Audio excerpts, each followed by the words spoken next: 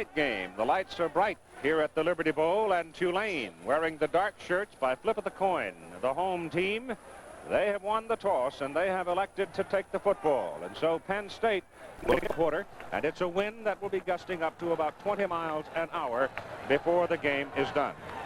And the Tulane starting unit in the offensive backfield for the Green Wave. The young man that Ara Parsegian talked about, Rock Hunnis from Canton, Ohio, pre-med student. Marvin Christian will be at the tailback position. Reggie Reganelli is an outstanding young freshman. Anton Alexis, flanker, and Darrell Griffin, the other flanker, and sometimes you'll see 5 men out for Tulane, with Reganelli, the fullback, being one of their primary pass receivers. The referee for today's ball game, as you see, Joe Paterno, the head man at Penn State, Courtney Moutsey, John Godbolt, Bradley Faircloth, the umpire. Line judge is Ray Minton. Field judge is Jim Knight. The back judge is Bob Sandell. Kicking off will be Brian Franco. For Penn State, wearing the white shirts, Reggie Reganelli and Alton Alexis, number 3 there on the left-hand side of your picture, are the deep people. As far as speed is concerned, Alexis, the outstanding wide receiver, would be the faster man. They'd like to have him have the ball. Franco, number 10, is ready to kick off for the Nittany Lions of Penn State. Franco will kick off. With the wind, it'll go deep in the end zone, and Alexis will have nothing to do with it. And it'll be first down and 10 for Tulane at their own 20. And these are the big guys that will operate up front for the Green Wave. Scott Morrell, 249-pound tackle. Arnie Diaz, 250-pound guard. Frank Roberts, a 210-pound center. Chuck Pitcock, a 255-pound guard. Rob Endicott, a 249-pound tackle. And Rodney Holman, a 230-pound tight end. So here comes Tulane up for the first offensive play of the football game. And they start out in the triple I, but their pattern is to put a man in motion off that some of the time. And they do this time as the tight end, Holman, goes out into his normal position. So Rock Hunnis pitches to Christian on the first play of the ball game, and he gets 2 as he is pursued to the sidelines and bulldogged over there. It'll be second down and 8 coming up. The defense for Penn State will be Larry Kubin. He's a very good one. Pete Kugler, Greg Jones, Leo Winooski, and Gene Gladys starting at right end. Matt Bradley, Lance Mell, and Steve Griffiths are the linebackers. Mickey Urquhart, Giuseppe Harris, and Grover Edwards, the defensive secondary. Alexis, the wide receiver, comes way wide to the right side this time on second down, and call it 7. Gave him 3 yards on that carry. Hunnis on a roll, and you'll see this all day. He'll turn it upfield, and he'll go down at the 27-yard line. He gained about 4 as he moved upfield. Getting a block from his fullback, Reganelli, coming around and making the tackle for Penn State. Gene Gladys, 79 in there. The Tulane uniforms may look almost black to you, but they are dark green. Per game averages on the season for the 2 teams, and you can see it's the pass for Tulane and the run for Penn State. It is third down and 3. At the 25-yard line, the tailback Christian is down, and Tulane's first possession is not productive, and they will have to kick the ball away. And Frank Wills will come in to do the punting, and he'll be kicking the football into a very strong wind. Wind gusting, and right now the flags are all just standing out straight. So Wills, a junior out of New Orleans, who's been known to pull it down and run with it when the coach least expected it. But he has carried a very positive average throughout his career. Kurt Warner and, or rather Mike Guman and Matt Suey, who are the veteran people, are deep. It's a pretty good kick considering the wind. It goes, Suey fumbles the ball. And looks like Tulane's got it. 37-yard punt. Suey never got a handle on it. Slid off his hip. And the Green Wave right there to get it. Big break. Little slippery ball in there. It goes right on through. And you see Tulane comes right in here and recovers it. Great break for the Tulane Ball Club. The football will go to the Green Wave at the Penn State 38-yard line. And the man who covered it was number 30, Ricky Goff, G-O-F-F, an inside linebacker. So Ricky, the hot man on coverage, was down in a hurry and did his thing. And here's the green wave now with a big opportunity.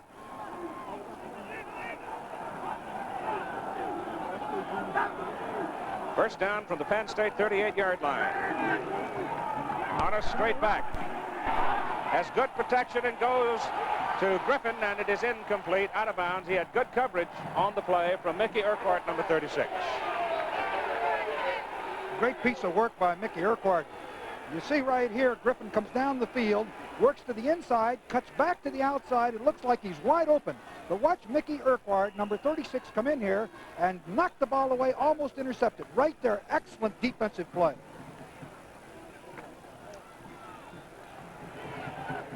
It'll be second down and 10 for Tulane. Double wide right. Now they've got 3 men wide to the right side after Christian goes in motion. Harness puts it over there to him, and he's hit instantly. There'll be a loss on the play. Coming up to lay it on him is Matt Bradley, defensive halfback, a sophomore from Johnstown, PA. They're going to mark the football all the way back at the 40. It'll be third down and 12. Penn State really is pumped up. They've got a lot of pride on the line, and they prepared well, worked hard for this ball game, and of course they're going against a multiple offensive team. You're going to see everything from Tulane, including the shotgun. And remember, the word was that Larry Smith will put it up maybe more than 40 times before this day is done. And field position does not always dictate what he will do with the ball. Honest. Sack behind the line of scrimmage. Larry Kubin, 74, big junior from Union, New Jersey. So the Penn State defense certainly proving equal to the challenge. Look at it from the end zone. You see 74 come whistling in. Putting an awful lot of pressure on. Kubin, of course, is the leading sacker on this Penn State team, having 125 negative yards during the course of the year and 23 opportunities for negative yardage. All right, Wills is in to punt for the second time in the ball game. The last time he was very successful. He knocked it down there 37 yards, and the Lions fumbled it. This time Wills fumbles it, and it is blocked. It's way back down around the 25-yard line, spinning. And Penn State has the football. Covering it is number 99, Greg Jones.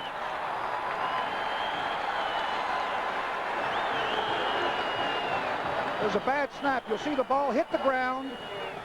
He fields it, bobbles it momentarily, picks it up right here, and perfect block.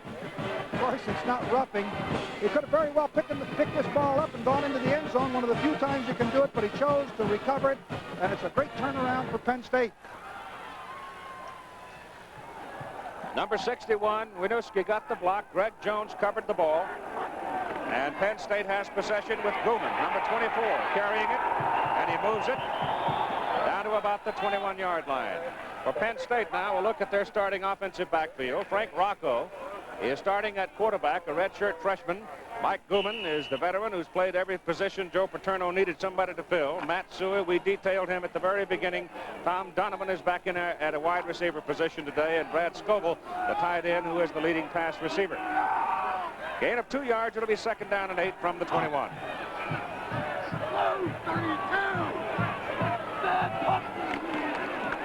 Suey, fumble, Tulane had it, and then it squirted away. It went right into the hands of a Tulane man, but the Green Wave still get it. So Matt Suey is having a rough beginning here in the Liberty Bowl. He fumbled the punt, and now he fumbles the first handoff as Phil Townsend is in there to get it. Now watch the ball come squirting up into the air.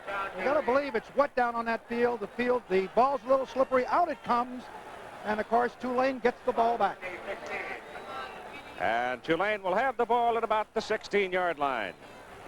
We took your favorite full-size car, the new Chevrolet, and made it right for the 80s in Chevrolet's kind of way. Introducing the newest technology in Caprice and Impala with EPA estimates that mean you can go farther on a gallon of gas, farther on a tank of gas than any full-size Chevrolet ever.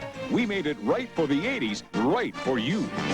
We made it right for the 80s. It's a new Chevrolet. Monday night was Nancy and lobster. Tuesday night, Marie and veal parmesan.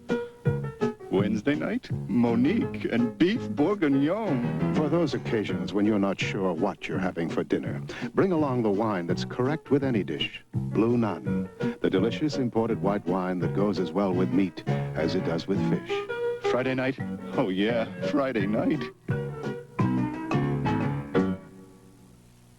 On ABC's Wide World of Sports, Babylonia and Gardner, beautiful Linda Fratiani and other stars in a dazzling pre-Olympic performance from Lake Placid, next. It's raining a little harder right now as Phil Townsend, the young man who covered the fumble. Actually, Frank Robinson, linebacker, had it in his hands for Tulane and couldn't hold it. Vern Lundquist is with us today. The man from Texas is on the sidelines. We're going to check in with him in a moment because it must be pretty greasy down there the way the ball's squirting around. Tulane, however, has not dropped it so far. They give it off to their fullback, Reganelli, and he popped Jeff Jones, it is, a junior out of New Orleans, who's in at fullback now. And Jones gets a couple of yards as he bangs along. All right, let's get a read on the weather and the conditions down below from Vern Lundquist. Well, Keith, as you can tell, it's raining, but really the field is in excellent shape. They had the tarp down, and it'll take a very severe, heavy thunderstorm before the field begins to get muddy. The wind is more of a factor, and I think vicious hitting had something to do with the fumbles more than the atmospheric conditions down here. All right, thank you. Pete Kugler is the man down on the field for Penn State right now, shaken up on the preceding play. He is a junior out of Cherry Hill, New Jersey. And I would imagine that Penn State coaching staff blanches era every time they see a man hobble a little bit because they've had an abundance of injuries this year. Particularly harmful to the hopes of Penn State, the loss of Messrs. Millen and Clark, their great defensive tackles. We've got a timeout, no score, 10:42 to go first quarter. Hey, how was the monster that ate Tokyo? It made me. Positions, and there's your defensive secondary. Tom Donovan is the man wide to the top of the picture. And here's Rocco rolling. He's got Donovan all alone out there, but he turns it upfield himself, and he runs it for what appears to be a first down to about the 47-yard line. He had Donovan out there so lonesome you couldn't hardly believe it, but he tucked it down and ran for 10. He's not a little fella either. And it looks like Kugler's ankle here, I think, Keith. Yep. A year ago, Penn State was in the Sugar Bowl against Alabama, undefeated for the national championship. Been a different kind of a season for the Lions this year. They come into the Liberty Bowl against Tulane, 7-4. One interesting little note that the two Eastern football teams that have played in bowl games already, Syracuse and Temple, both won. And I'm sure the Lions would not like to be the one Eastern team that might lose. It is the first down, as you saw. At the 47-yard line of Penn State. Rocco back to throw again. Has a lot of time. He gets it off. The pass is intercepted. Number 18, Terry Deffen, picks it off. Rocco waited too long. Third turnover for Penn State. Exactly right, Keith. He waited too long for this. Terry Deffen stepped in and really got the number done. See, he just fakes a run action pass, comes back. Look how long he has. Plenty of time. He could have run the ball. Now he delivers. Watch Deffen step right inside here and pick that ball up. Good ball reaction. And so the Green Wave has the ball back at their own 41-yard line, first down. A little better field position than they had the previous time. Terry Harris in the backfield, out in the short flat as the pass receiver. Goes the other way to the fullback, Reganelli. And Reggie is up to about the 45-yard line. Make it the 46. Give him a 5. Make the tackle. He had a little better protection that time. Had more time to throw the ball and finally found the receiver. Reganelli in 11 games caught 26 passes out of his fullback position, so he's obviously the flair man of the safety valve, whatever vernacular you want to put on it. Alexis comes out this time to the bottom of the picture. Open side of the field. He's the dangerous man. Rock Hannes puts it in the air over the middle. It goes. The pass is caught for a first down at the Penn State 44-yard line by Rodney Holman, 6'3", 220-pound sophomore from Ypsilanti, Michigan. Both Holman and Axis have caught 47 passes for this football team. Big yardage. There was another example of it.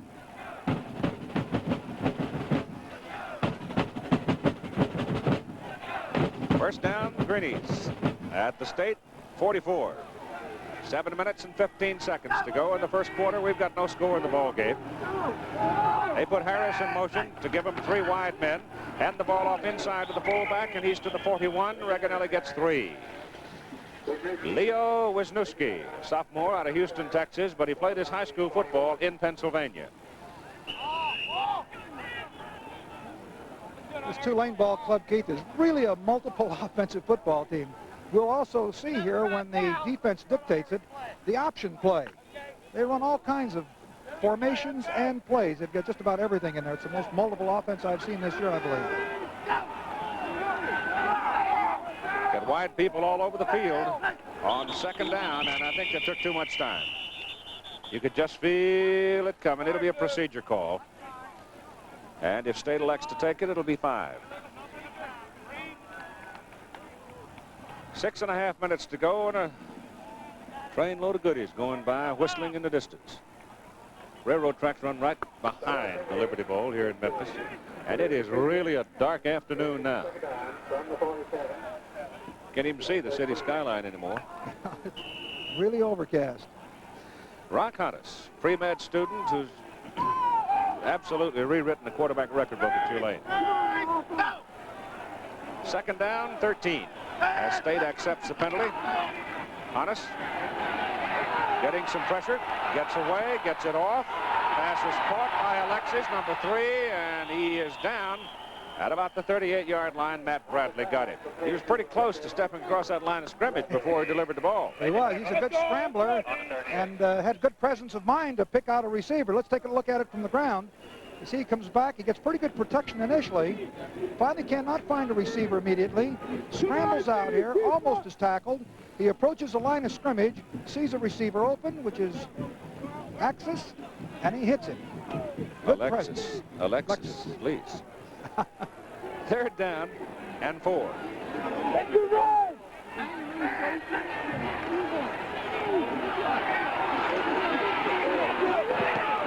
Pass is deflected. Hodges got it away as he was turned toward the Penn State sideline and run into the crowd.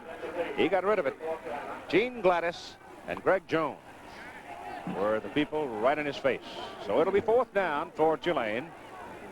And I would presume they would punt, because a field goal would seem highly impossible, not only improbable, into the wind. Wills is in. He's hit 2. He's averaging 41 yards for the 2 punts.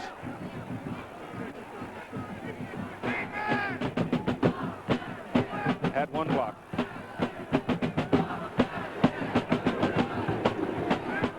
Lions are not going. They're taking a lot of time. Apparently wanted the 5 yards. They finally get it. Now he's got a little more room to work with, and he can hit a knuckleball up into the breeze and hopefully kill it down deep inside Penn State territory. No, he has taken a lot of time on every snap. I don't know whether he's concerned about a rush, blocking. He waits a long time, then he lifts his head and looks at the defense, then he puts his head back down again. He seems to be uncertain about it. Joe Salippo is the man out of Pasadena, Texas, who does the snapping for Tulane. That cost him 5. Let's watch and see if he does the same routine here.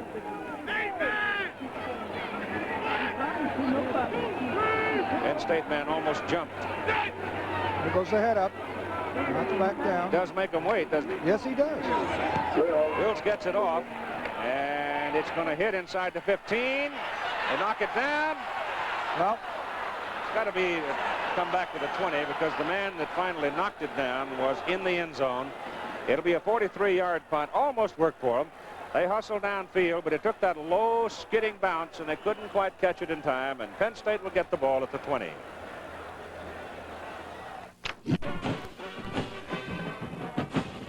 The Liberty Bowl, just a couple of hundred short of selling out, unless Bud Dudley sold those last night. Tulane returned some 2,000 tickets, 2,600 tickets. Kurt Warner will be in there at the tailback position. He's a freshman from Wyoming, West Virginia. There's Larry Smith and his record at Tulane, but that's very deceiving, because the football program was in pretty tough shape when he took it over 4 years ago. Rocco is the quarterback for the Lions. He gives the ball to Warner, and Warner's got a yard out to the 21, where he runs into 212-pound Wilfred Simon, a junior from Lutcher, Louisiana.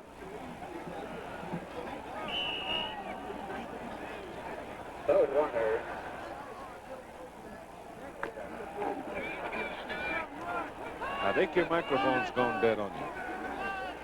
21-yard line. Second down and 9 for Penn State. Handed off to the front man. That's Matt Suey. He crosses the 25-yard line. The 26 picks up 5. And it'll be third down and 4.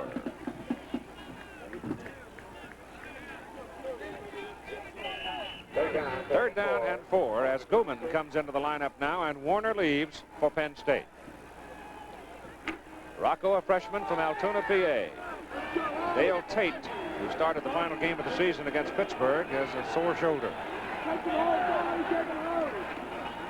Rocco on a roll and delivers the pass to Gooman. It is incomplete, and Mike really took a shot at Mike Sims, number 4 cornerback for Tulane. Boy, he really took his legs out from under him, and Gooman's had all kinds of troubles with both legs all year long, and here he just almost gets himself sawed in half.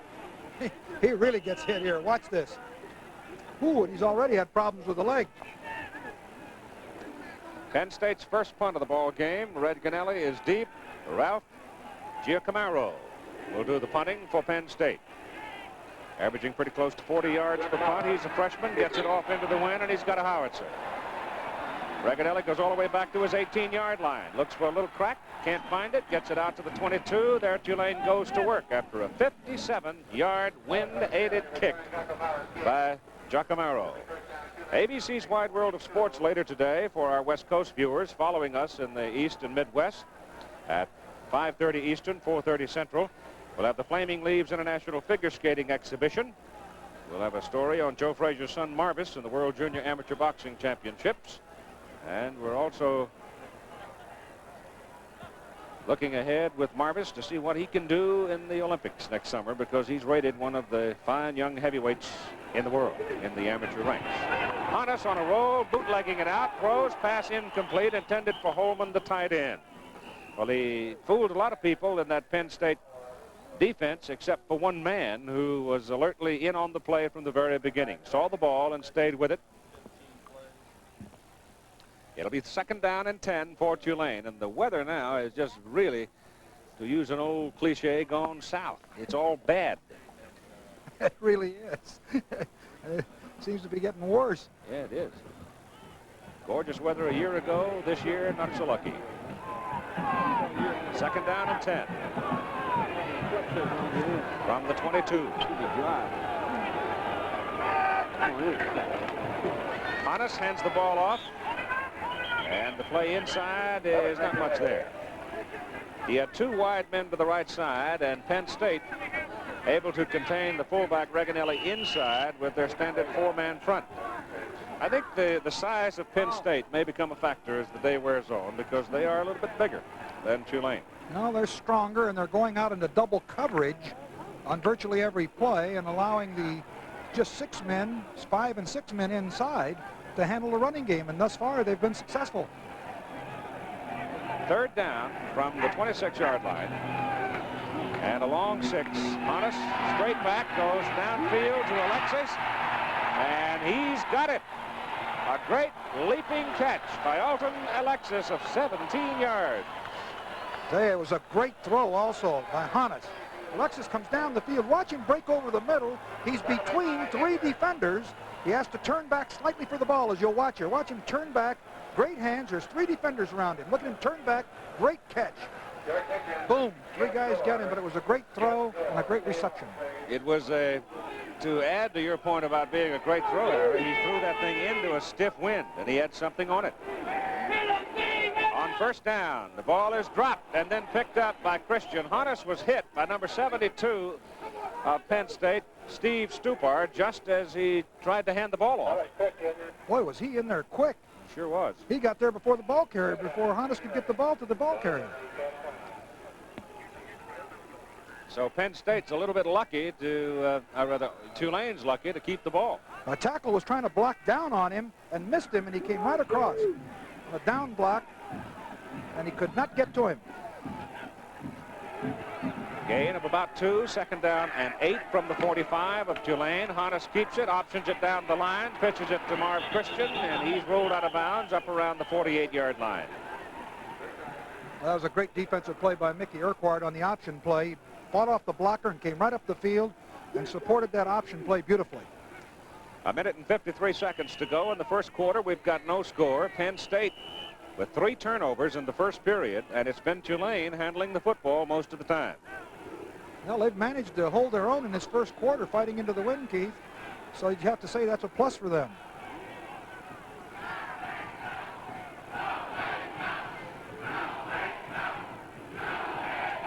They're changing footballs on every play. And Rock Honus had his shirt taken off his back, so he came to the sidelines to get himself a new jersey. Rules are very specific about it. If the jersey is tattered or the number is not legible, then you've got to go change it. I presume they'll charge Tulane with a timeout. Well, here he comes.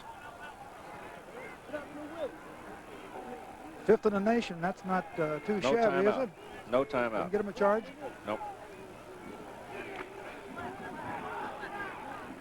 I guess that falls under equipment repair.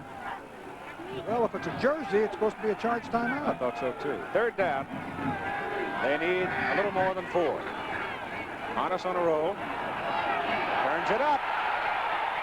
I don't think he made his first down. He's going to be just short of it. Greg Jones, the middle guard, stayed with him and caught him just short of the first down, I think. Yeah, it's about a yard short.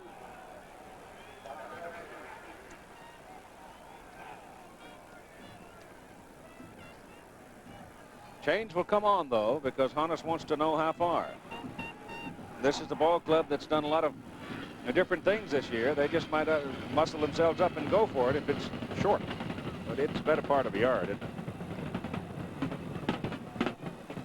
This is a decision-making time.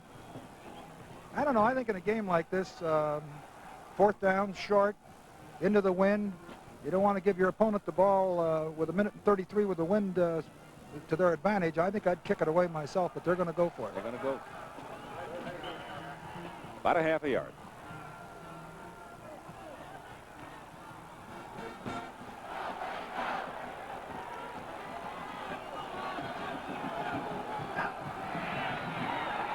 Shift into the shotgun. Honus will kick it, gets it off. Rattling around, and it's going to be put down just inside the 15-yard line of Penn State. So they shift into the shotgun. The quarterback dropping back, it pops it up in the air, hits a 33-yard punt, but it was more effective in where it finished than how far it traveled. Well, in addition to that, they almost baited Penn State into jumping offside. That's right. They came across, but fortunately they did not make contact, and as a result, they were forced to put the quick kick on them, but it's good strategy. Larry Smith on the sidelines out of Bowling Green. Booker Moore is in the backfield at tailback for Penn State. Has the ball. Cuts it back over the left side. Moves it from the 15 out to about the 17. Brought down by Bob Becknell, a senior from Belchess, Louisiana. Coming into this ball game, the storyline on the defense was for Tulane was that they're quick. They react well. And thus far, they've held up, I think, rather well, considering the weight advantage of the interior line of Penn State as opposed to the smallness of the Tulane ball club. Rakowski and Donovan are the two wide receivers. Tulane's man jumps, number 77, Simon, trying to anticipate the snap. He's in the Penn State backfield. Say, whoops. Can you imagine how silly you feel? Let's take a look how silly this is. He jumps way beyond. You know, this is the thing. He's reacting to sound. I've said it many times. We try to coach our players, look at the ball. The only thing that activates you is the ball. But he jumped on sound, came clear across the line in his anxiousness to get into the defensive secondary, or the offensive secondary. What am I doing here? Give me the ball and I'll help you. It'll be 2nd down and a long 2 for Penn State. The football is out just beyond the 22-yard line. Got to go to the 25 for their first down. Give the ball to Matt Suey. Suey gets the first down, and Matthew just keeps on banging out to the 28-yard line. First down for the Nittany Lions with 17 seconds to go in the first quarter. Boy, I really like that Matt Suey. I'll tell you, he's terrific. Let's take a look at Robinson here. Number 43. comes in here on the hit, but look how strong Suey is. There's 43 Robinson coming in here, finally getting him down, but the one thing that Suey does, he gets the extra yard. And they don't get the snap off before the end of the first quarter. So we played 15 minutes of the 21st annual Liberty Bowl game, and we have no score between Tulane and Penn State. Now we go to the second quarter of play. No score, Penn State, Tulane.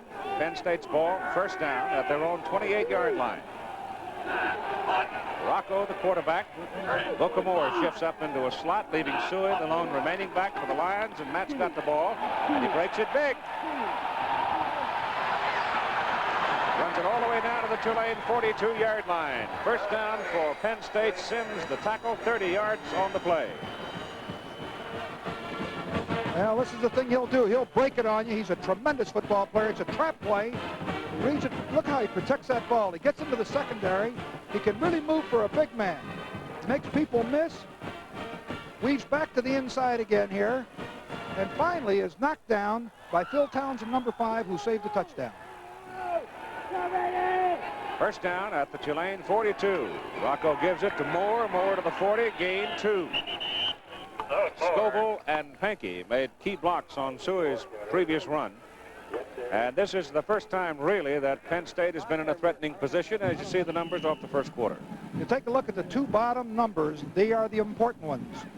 Penn State has fumbled 3 times. They have 3 turnovers. And look at the possession time when Tulane was going into the wind. They had a 10:31 to 4:29. Donovan and Rakowski are the wide people for Penn State. Rocco gives it to Suey. Suey hit right at the line of scrimmage. Muscles on pure strength to the 36-yard line. He gained 4 after being hit. Well, he is really strong. He's been a great asset to this Penn State football team.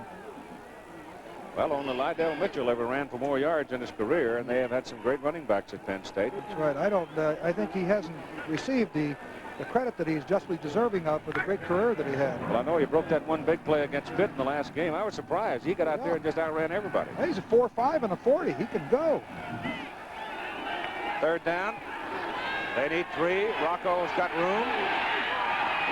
Got the first down. Goes inside the 30. Reaches the Tulane 27-yard line. Robinson made the tackle for the Green Wave. So now here is a typical Penn State march. An instance of where the Lions get the ball, and they'll just keep it all day on you unless they make a mistake or you gamble some on defense. And if you're going to take them on head up, you got to be pretty strong. You see the difference between 1978 and 1979. First down, Lions just short of the 27 of Tulane. Tailback Moore. He's to the 23.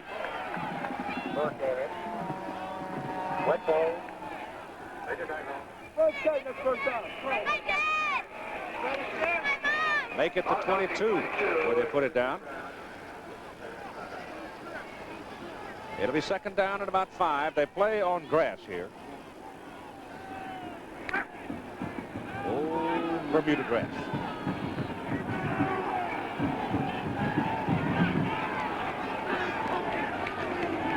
Tailback Booker Moore. Moore's got a first down as he reaches the 15, goes to the 14, loses his hat. Number 43 and number 4 were all over him for Tulane, Frank Robinson and Mike Sims. This certainly was a good piece of running by Booker Moore. You can see him shake tackles. Just a tailback off tackle play. We lose him momentarily. Here you pick him up, driving with his legs. Watch him shake and get loose from these tacklers, break to the outside, and get the first down. All right, goal line defense as Sly McGrew goes in. A big tackle replacing Steve Hubble. On first down from the Tulane 14-yard line. No score in the game. Penn State on a march right now. It's Booker Moore, and Moore hit as he goes to the 11 for 3. Sly McGrew, a sophomore from New Orleans, was in there to make the first hit on him. Sims, number 4, getting up a little gingerly after getting caught under the pile and wobbling around. The offensive line of Penn State is starting to move on the smaller Tulane defensive guys Sims down is shaken up. They'll go out and attend to him and make a change. Going in to replace him will be number 40, Nolan Gallo from Lake Charles, Louisiana. 2nd down and 7. Penn State owns the football at the Tulane 11. And time is called with 11:20 to go in the first half and no score. Striving to win. There are the numbers on the scoreboard.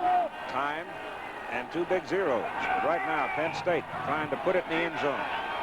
2nd down from the Tulane 11-yard line. 11th play of this drive that started back on their own 15-yard line.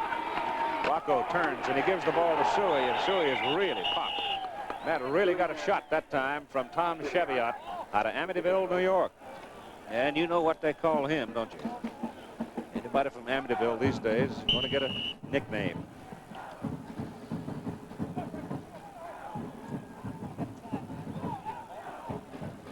Football is at the Green Wave 8-yard line. 3rd down. They need 4 for the first down. Actually, it's a little bit more than 4. Hubble is back in now, and McGrew comes out defensively for Tulane. Moore and Suey. Rocco rolling out, looking, getting pressure, going to be sacked back at the 17-yard line. Good defensive pressure that time by Marty Wetzel, inside linebacker, and Jeff Roberts, an outside linebacker.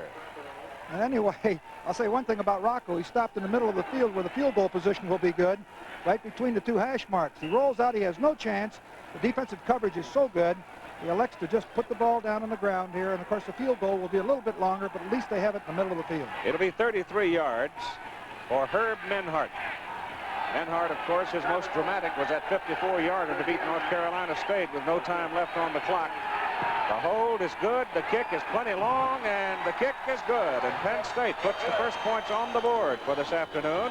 A 33-yard field goal by Herb Menhart, and the Lions go out in front with 9:57 to go in the first half, 3-0. State sat on that ball for 6 minutes and 15 seconds. They took it 63 yards, 12 plays, and they get the field goal to make it a 3-0 ball game with Franco now ready to kick off. Reganelli and Alexis deep men. Reganelli returned 12 during the season, averaging just under 20 yards, and he's got it right now. And the big freshman crosses the 25, gets out to the 27-yard line, and there Tulane will have it. But now, Rock Honus is going to have the wind at his back, and let's see if that makes a difference. Yeah, I think he'll put it up there with the wind at his back. At least this is what they were talking about, really getting the ball in the air 45 to 50 times. I talked to Frank Monica, the offensive backfield coach, last night. I says, how many times are you going to put it up tomorrow? He says about 45. I says, what if it rains? He says 50 or 55. Just beyond the 27, first down, Green. Honus rolls out, looking for Alexis. He's caught, and down he goes. Kubin got him. Back inside the 25, around the 23. Larry Kubin. I think he is a good football player. Oh, he sure is. Alexis was open, I think, out here. Honus hesitated. I think he was afraid to throw a flat pass out here for fear of a possible interception, and the consequences of it, elected to eat the ball, which is probably a pretty good decision. I see what happened, though. You see that big 72 came flying through there and probably blacked out the sun. Screened him. So it'll be second down at about 15, 14. Honus gets his pass off up the middle. The pass is complete to Alexis up to the 35-yard line. That'll be short of the first down. It'll be third down and 2 coming up as they gain 12 on that pass play. And he really had something on that ball, too. He zipped it right in there. Alexis and Holman both caught 47 on the year. 557 yards and 5 touchdowns for Alexis. Honus is now 6 out of 10, 51 yards in the ball game with 8:35 to go in the first half. They shift Harris up into a slot, put Alexis in motion. They've got 3 wide men on that side of the field now, and Honus rolls that way. And he's going to be sacked. Yes, Kubin again. Larry Kubin. He really comes. 6'1", he's 228. Let's watch him. They flooded the right side with 3 receivers. Here's Honus rolling out. Watch Kubin come in here. steps inside of the blocker and hangs on, brings him down. Another sack for Larry Kubin. That's the third, and he's minus 18 yards. And they'll punt. See what Wills can do with the wind. Giacomo hit 157 a while ago. We'll get another. Well, he hit a knuckleball. Spins on down the field, though. He gets decent yardage out of it as it takes a Tulane roll and rolls dead at the Penn State 27-yard line with 7:30 to go in the first half. That was a 45-yard punt by Wills. Penn State leading 3-0 has the ball. Good. On ABC's Wide World of Sports, Babylonia and... All right, here we go. Penn State, last time they had the ball, got a field goal of 33 yards for Menhart to take a lead 3-0 in the game. Now they start from their 27-yard line, puts the ball to Kurt Warner, tailback. And Warner with a nifty little move is out for a first down. Just beyond the 38-yard line as Frank Robinson makes the tackle for Tulane. About the third or fourth time that Penn State is deployed into an unbalanced line, and they've been successful with it. They run into the strong side, got leverage there, and Warner picks up the first down. Donovan comes towards you, goes to the bottom of the screen as the wide man to the open side of the field. Tailback Warner is hit and spun back just as he crosses the 40-yard line. They'll give him a couple. It'll be 2nd down and 8 coming up around the 41. Gave him a little different defensive look that time. They went to an offset, got into the gaps, and Penn State could not handle it. I think that Tulane's going to have to gamble some today on defense, Eric. That's just exactly right. They did that last play. Guess right, it's great. Yeah. Guess wrong. Yes, wrong. Help.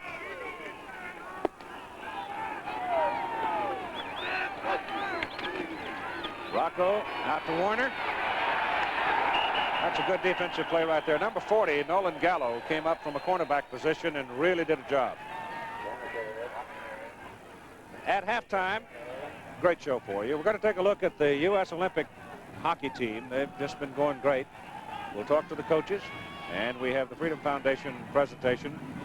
A salute to John Wayne. Danny Thomas is the special guest. Danny, of course, has become a Memphian, as he says, by choice, with their great work in the St. Jude Hospital, the Children's Hospital for research. 3rd down and 9. Rocco, a lot of time, throws it off to the sidelines, and the pass is complete to Scoble, who is the leading receiver for Penn State. Looks like he's got a first down up at the 49-yard line of Tulane. This Rocco is 6'3½", 201 pounds. Got good action. Here he is, just sprinting out behind. Here's Warner. He fakes the ball to Warner. That's a deep drop, too, isn't it? It is. He rolls clear outside, has no challenge, no problem, and delivers. You see, there's no one pressuring him here. And, of course, Brad Scoble's wide open. And the Lions have it. First down at the Tulane 49 with 5:40 to go in the first half.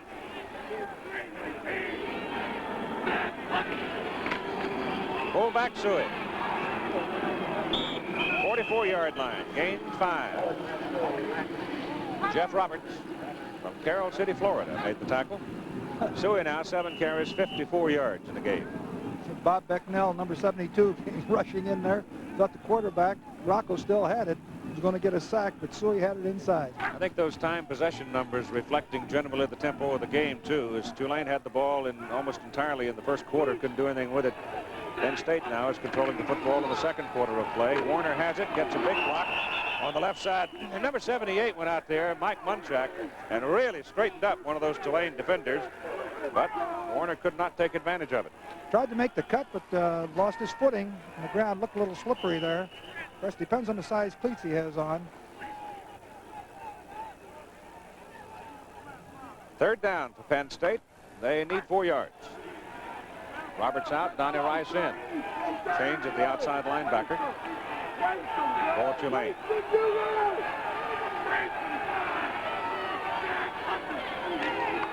Rocco to Suey. There's your first down and then some.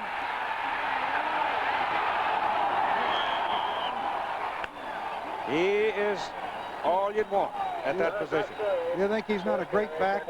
He's just sat in there on a little draw play, waited, picked the daylight. Watch this. Just walks over here for the draw, gets the ball, gets beautiful blocking here, and cuts it back. You know, for a big man, you got to remember he's 215. He can really turn it on. Look at him run away here from the defenders. Put a move on. I'll tell you, he's a great one. Gained 25 yards. How would you like to have had him in your misdirection offense? Oh, boy. Kurt Warner. I don't know. Maybe a yard. Good support by the secondary of Tulane. Number 5, Phil Townsend is playing a good football game. Secondary, 6'3", 195 for Tulane. Coles comes in now. Joel Coles, a 200-pound sophomore out of Pittsburgh. Here's another youngster that Joe Paterno thinks is going to help him. Second down and 9 from the 17-yard line. Rocco chased out of the pocket, slips and falls at about the 12. You got to believe the footing is a little slippery there. We've seen Warner slip and fall 2 or 3 plays ago. And Rocco, again, as he was trying to cut, it seems as just as soon as they try to make a sharp cut, they lose their footing, even though the field turf is very good. It's very firm. Ball is on the 12. They need about 5. They've got to go down to the 7 for the first down. Give the ball to Coles. And he's to the 10. And it'll bring up 4th down and probably bring Menhart into the game. Simon, Wilfred Simon made the tackle for Tulane. Or was the principal tackler. They're going to go for the field goal. Try to put 6 on there. Clock still running at 2:25 to go in the first half. 33-yarder by Menhart made it 3-0. Now he's going to try another one. And he will put this one down, make it a 27-yarder. Sharp angle, though. 4 out of 5 on the season at this distance. Donovan holds it. Menhart hits it, hooks it left, and got just enough of it in there. And so it is good from 27 yards. And at 1:59 to go in the first half of play, Penn State's Nittany Lions have moved out to a 6-0 lead over Tulane. Penn State on top 6-0 on 2 field goals of 33-27 yards by Herb Menhart. And in the 2 possessions that produced the scoring, 12 plays and 10 plays. Reganelli is 33, Alexis is 3, the deep men for Tulane. Menhart comes forward and hits a low liner. But Reganelli takes it to 1. And runs it back to the 24. Returned to 23 yards, Ray Weatherspoon brought him down, number 11 for Penn State. And so Tulane now has 1 minute and 51 seconds to go in the first half with the win to try to get something on the board.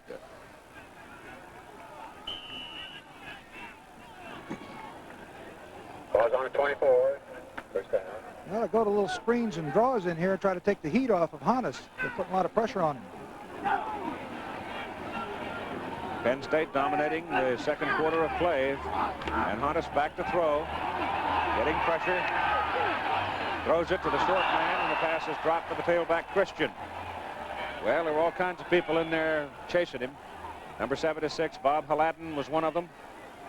Stupar and Jones. Keeping him off balance. Doesn't get a chance to set up in there. I think maybe if they could slip a draw or a screen in there to slow down the rush, it would be helpful to him. His receivers aren't finding all that much daylight right now either. Well, Penn State's playing a good defensive team. They certainly have turned around. Momentum has shifted in this second quarter. Second down 10.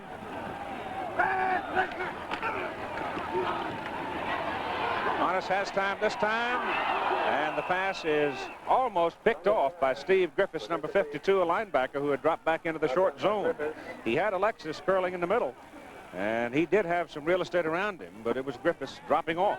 Well, you're right. If Griffiths had not deflected that ball, Alexis had that ball, and he had a big gainer. Good piece of work by a guy at 6'5", 235, and I'm talking about Steve Griffiths. He's a junior from Utica, New York. From the 24-yard line, 3rd down and 10 for Tulane.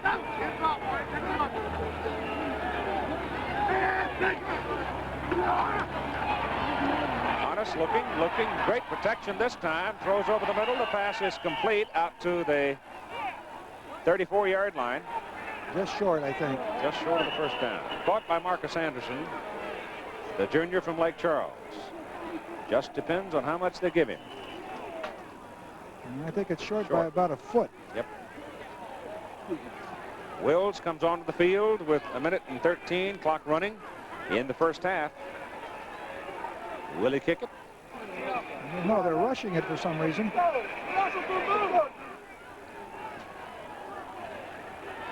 They've tried a lot of things during the year. Let's see if they do it again here. Might snap it short and go for it.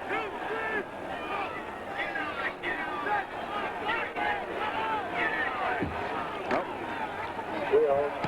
No, he kicks it. Not a very long kick either. It's taken by Mike Gooman. Gooman coming back up the sidelines. Gets pretty decent return out of it as he comes back to the 43-yard line. It was a 36-yard punt. So Wills hasn't really hit one today. Return by Gooman of 12 yards. ABC's Wide World of Sports today featuring International Figure Skating Exhibition from the Olympic Ice Arena at Lake Placid. We'll have a report on the young heavyweight Marvis Frazier. And note the time, a little bit different today because of the Liberty Bowl. It is 1st down for Penn State. Ball goes to Suey. And Matt is across the 45 to about the 48. Got about 5 yards. It seems every time Suey gets a ball, he's got about 5 yards. Well, if you take a look at his statistics, you find that's exactly what he does. 5.3.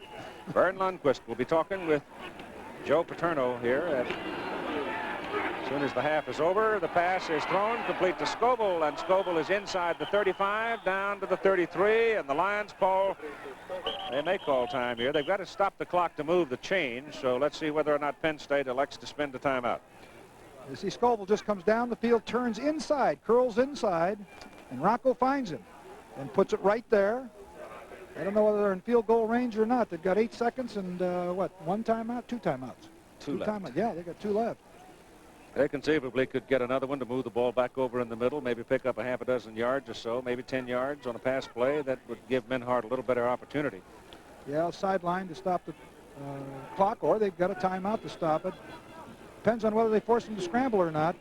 Of course, he's kicked 50-yard plus field goals He hit during that the course. 54-yard Yeah. to beat NC State with no time left. Well, he's fighting the wind right here in this particular attempt, if he does from this spot. Herb finally quit trying to play soccer and football at the same season, so he just became a football player this fall. But Matt and Chris Barr, previous kickers at Penn State, set all the records. They played soccer and football in the same season. That makes it pretty busy. You wonder whether or not Joe Paterno will decide to put the ball in the air here or slip the ball to Suey on a draw. See if he can't get about 10. Or whether or not Rocco will throw it. From the 33, Rocco has it. He goes for the sidelines and throws it poorly. Incomplete. Had a man down there. Yeah. But Rakowski was nowhere near the ball. Well, this is going to be quite an effort into the wind. 2 ticks remaining on the clock. It'll be right at 50 yards. Yeah, it'll be right at the 50-yard line. Or the 40 for a 50-yard kick. 1 out of 2 from this distance or more. But you got to add, I think, Era, considering the fact the wind's right in his face, you got to add 10 to it. Donovan will hold it. The hold is good. It's not going to get there. It was off to the right and well short. And the first half has come to a close. And Penn State leads Tulane 6-0 after the first half of play. Right now, let's check in with Vern Lundquist and Coach Paterno. Thank you, Keith. Joe, it kind of amazed me that the team going into the wind here seemed the dominant team in each quarter. Well, we've been able to move the ball on the ground pretty good. Suey's having a good half, and I think we just got to get a little better passing game, get a little bit better coordinated. I'm not very happy with just 6 points, to be honest with you, with the way that kid can throw the football.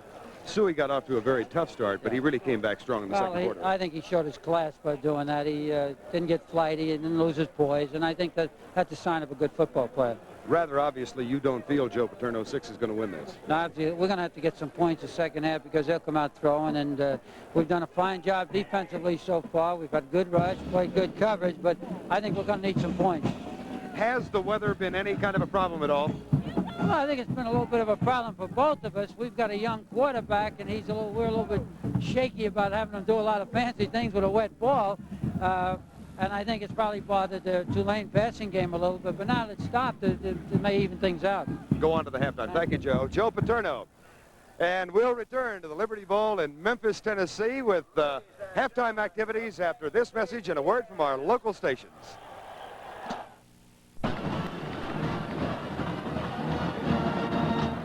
Halftime just about to get started here at the second half of the Liberty Bowl in Memphis. The coordinator, I think I said Jim Walls, of the halftime tribute was Jim Wells. And U.S. Army soloist Walter Skis singing America the Beautiful.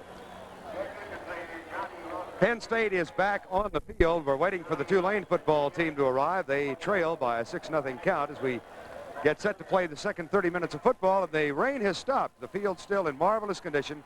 And here come the Tulane Green Wave on the field.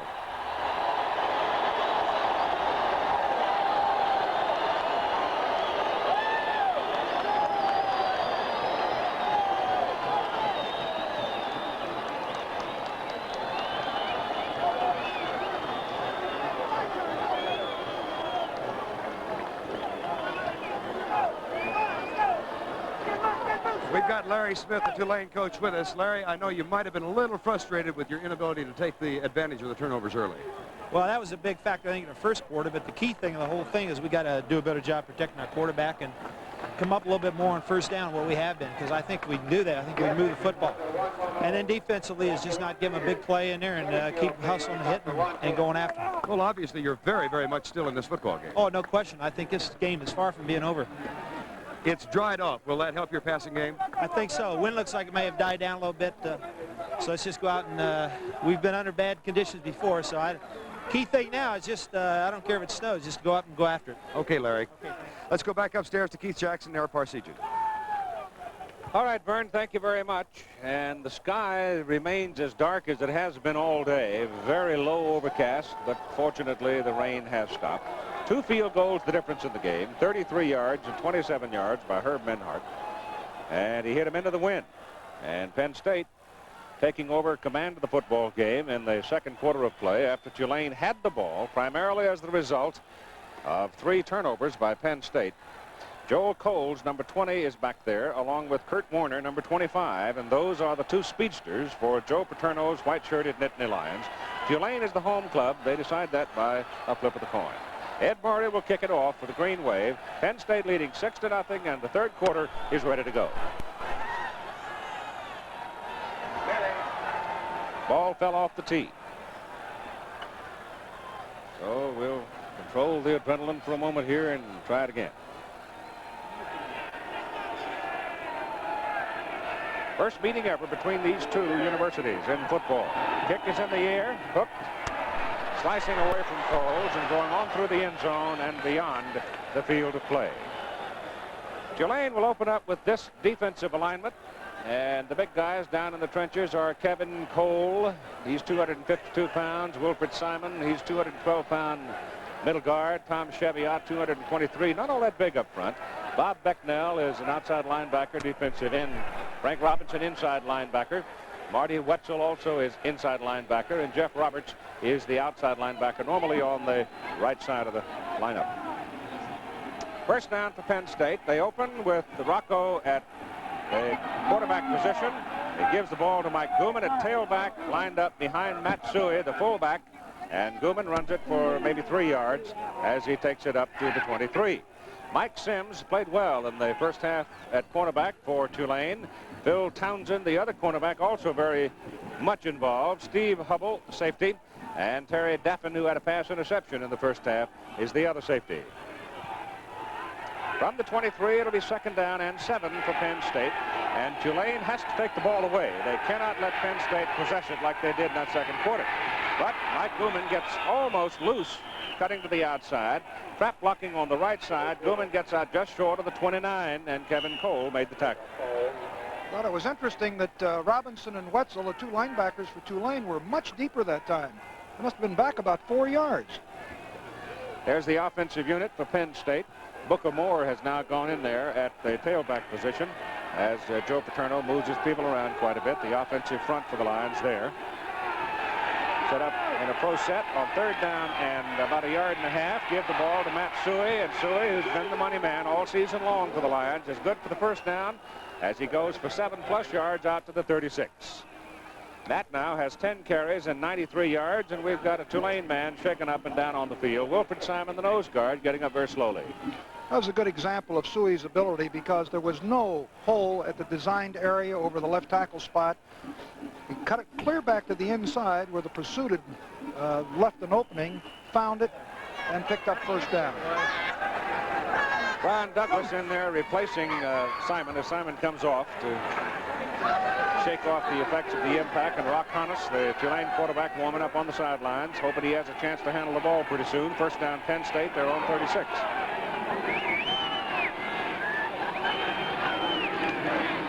That's Suey. And Matt from the 36 out to the 38-yard line.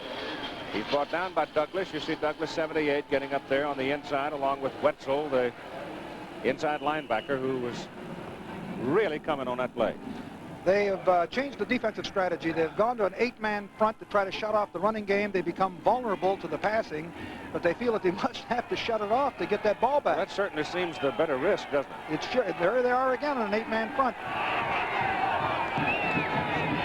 And Penn State stays on the ground. And they get 1 yard out of it just beyond the 40 as Frank Robinson and Phil Townsend came in to get Booker Moore. Good defensive choices those last 2 plays. They've only picked up about 4 yards in 2. And now I imagine they'll deploy to the 7-man front and go into secondary coverages. Robinson, inside linebacker, comes off the field, shaken on that play. It's Nolan Gallo, number 40 now at cornerback, replacing Townsend. No, Townsend's still out there. Gallo has just moved into the secondary. Sims is the man out of there. Rocco back on 3rd and long to throw it, getting some pressure, gets around the corner, gets a first down. Now, here's what happened on the play. Gary Brown, number 47 at the inside linebacker position, was the pursuer, and he had his legs taken from under him by Booker Moore, and that freed Rocco to get on around the corner in the first down. Now, you watch, you may see a terrific block by Moore. Well, you'll see number 47 there, Gary Brown's. He's blitzing from the inside. They get outside the contained man, number 84, Jeff Roberts, and there's no chance. Now watch the tackle right here. Oh, wow. Rocco's having a good afternoon. But it's first down for Penn State at the 48. And the Lions keep it inside, keep it on the ground, and then wedge it out to about midfield for a couple. It'll be 2nd down and 8. 3rd quarter of play, and Penn State leading 6-0. The halftime statistics read this way.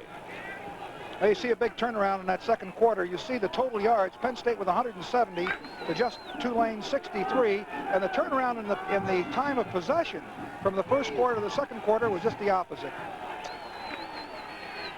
Rocco gives it to Moore, and Moore is hit behind the line of scrimmage. Firing in, Donnie Rice, outside linebacker, number 37. And so the Tulane defense, again gambling some, but that time they were in the right place at the right time. Well, let's see where he comes from. He's right outside linebacker. Let's see who's trying to block him. Guard's pulling. There he is. No one blocks him. He's standing right in there. He's 78. Munchak just pulls right beyond him. He was camouflaged from him, and that's why that play was such a successful one for Tulane. 3rd down and a little more than 9.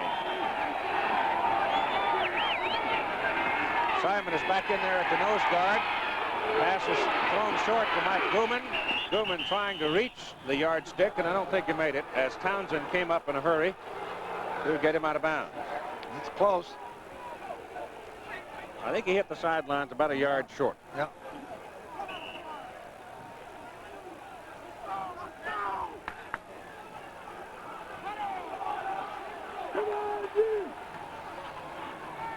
They're going to bring the ball back inside, and used the chain to mark it just about a yard short. Vern, what's it like on that field right now? Well, Keith, it's really dried out, and the wind actually is beginning to swirl. It's been coming steadily out of the south at 25 miles an hour, but now it's beginning to shift around to the north. And one more quick word of thanks, by the way, to that outstanding presentation at halftime from the Freedoms Foundation of Valley Forge. Ken Wells, the producer, and Arlen Saylor, the director of pageantry. I know you all enjoyed it up there as well. Yes, very pretty. They're going for it. 4th and a yard, and they'll go. Suey. They stopped He'll him. make it. Tulane said 32's got to have it, guys. Let's gang up and stop him, and they did.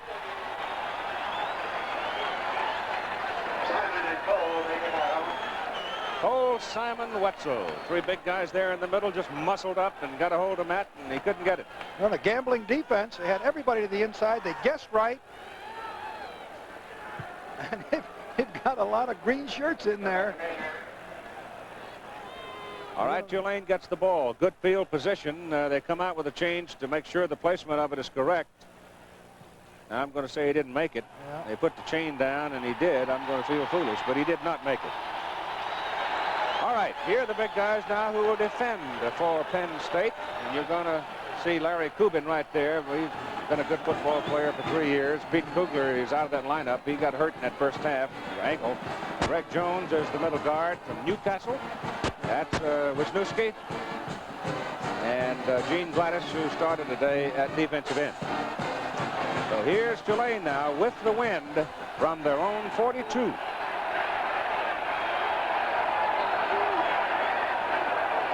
Hannes will roll it out. Hannes will go down. Mel got him. Lance Mel, one of the linebackers. He plays the inside position, and that's what he looks like in civilian clothes from Bel Air, Ohio. Steve Griffiths is the other linebacker for Penn State. Matt Bradley, the 3rd linebacker, and then you go into the secondary with Mickey Urquhart and Giuseppe Harris. Yep, he's out of the famous Harris family. Grover Edwards, safety. And we've got time called down on the field right now in behalf of Steve Griffiths, who has been shaken up. So they are whacking each other around down there. I'll tell you, that's no picnic. But a lot of people wobbling on and off the field. Timeout for Griffiths. We'll be right back. All right, here we go to live action with 10 minutes to play in the 3rd quarter. Tulane, 2nd down, 11 from the 41. Rock Hannes, the quarterback. Kubin's after him. He gets the pass away, and it's knocked high in the air, and the pass is incomplete. Hit Greg Jones right about in the middle of the numbers. Steve Griffiths out of the ball game. This is how he got hurt. Let's see. Well, it's either ankle or knee. Looked like it might have been an ankle. Ed Fritz, a sophomore from Brookfield, Ohio, has come in to replace Steve. You know, Keith, Tulane has had 9 first down opportunities when they've had the ball. For a passing team, they've run it 5 times unsuccessfully, and when the 4 times that they've thrown it, they haven't been that successful. I think they've got to put it up in the air, and they've got to run some screens and draws to take the heat off Hannes. 3rd and 11. He has a little more room, a little more time, and the pass is complete to Griffin. Darrell Griffin, the senior out of Lake Charles, grabs it on the sidelines, and he's got a first down for Tulane, and that's the first first down they've had since 2 minutes to go in the 1st quarter. Well, Griffin just comes down the field. This time, Hannes rolls out away from the inside pressure. Hannes just takes a turnout and catches the ball right in front of Giuseppe Harris. Harris wasn't in too poor a position there. But that's what they've got to do. I think they've got to change up in there, take the heat off of Hannes in the pocket. At the Penn State 43, first down. Hannes rolling again, gets it off to the sidelines. Alexis had it right in his arms, and it goes trickling on through. It's exactly the same play that they had run the previous time to the left. They just deployed the same formation, went to the right. He was open again, but he just dropped the ball. Matt Bradley was over there, but he had Bradley whipped on the play. You can see that Tulane has not done a thing on the ground. Matt Suey, on the other hand, has been snorting and stomping. Well, Tulane's got to pass the ball. They've got the wind in this quarter. I believe that they've got to open it up. They're going to get some points on the board in this quarter, or they're probably in trouble.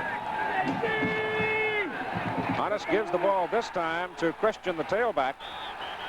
And Christian found some room on the right side of the line, gets it down to about the 37-yard line of Penn State. But that's going to leave him 3 yards short of his first down. That's what I was talking about, the sprint draw. Started out like he was going to roll out, slipped the ball in there, and of course he got some daylight. I wouldn't be surprised if they can effect the first down here. If they've got something deep inside the playbook in the way of gimmickry, it might be a pretty good time to pull it out. Down. 4 to go. Let's see what he comes up with. They need about 4 yards, actually. Oh, they're coming after him. Penn State almost jumped. There's a screen. Sets up his screen. That's not going to work. Oh, no. Timing was off. They forced the throw. Uh-oh. Now, it looked like the timing on the screen was off that time. Ed Pritt, 6'9", read it very well, and he was right there. So it'll be 4th down and a little more than 10 after that loss, and Wills is in to punt for the Green Wave. So they're not able to move it against the Penn State defense.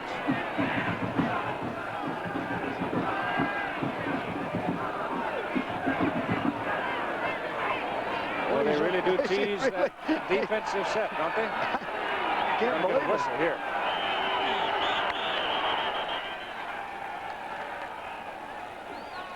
I think that must. That's the one thing I didn't ask because I didn't expect to see it. But it seems to me that it's an obvious thing that they're just absolutely teasing the Penn State people, trying to draw them offside. But in that particular instance, offside wouldn't have meant that much. Well, if we knew what cadence they were using down there, we probably could tell. But he's over a long time. I don't know whether they're trying to bait him to jump offside or not. That is the 4th time they've been whistled for a 5-yard penalty.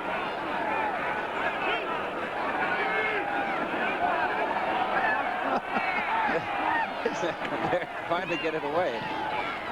And he hits a high hanger. And that will go into the end zone.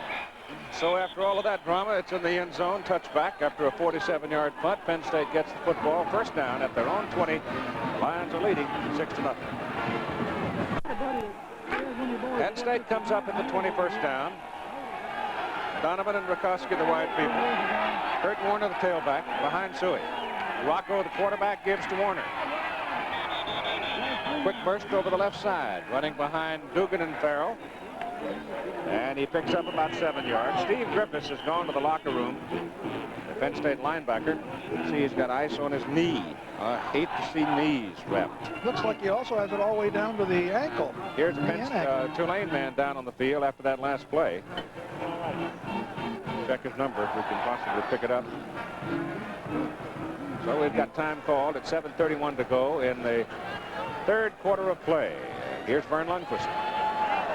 Steve Griffiths has a twisted knee. They thought initially he'd be right back in, but they've taken him to the locker room to tape the knee, and he will be back in uniform. We should see him on the field again. All right, Marty Wetzel is the member of the Tulane team that is down on the field right now. The clock stopped. Score 6-0. We'll be back.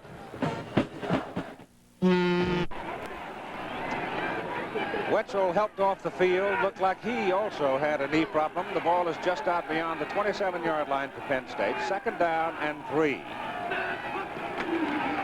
Rocco gives it to Warner. Warner is short of the first down at near the 29. And again, Tulane gambling with its defensive alignment. This is Bob Becknell stepping in, meeting the blockers well. Comes over top and makes a tackle on Warner. Keith, you're exactly right. They are gambling. Let's see whether or not they go into a goal line defense here on 3rd down and 1. We'll try to shut them off. 3, 6, 7. They got him. And they got him. And the man that did it is Hicks, 55. Stepped right up in there, along with Gary Brown. Brown lined up in as a linebacker.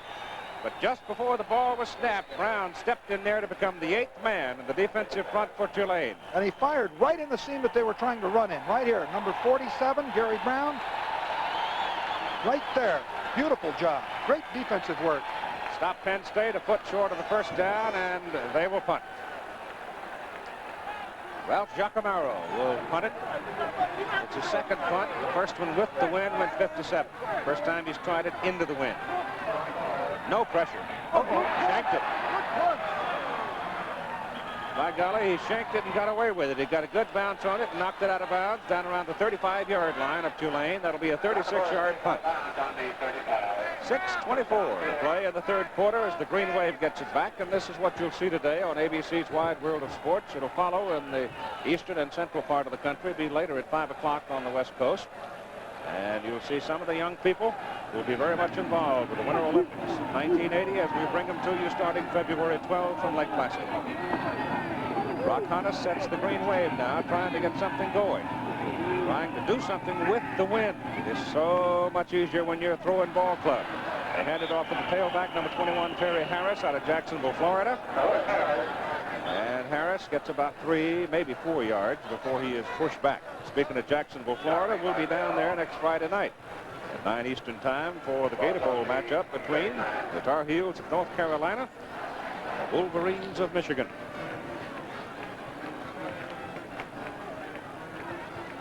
From the 39-yard line, 2nd down and 6 for Tulane.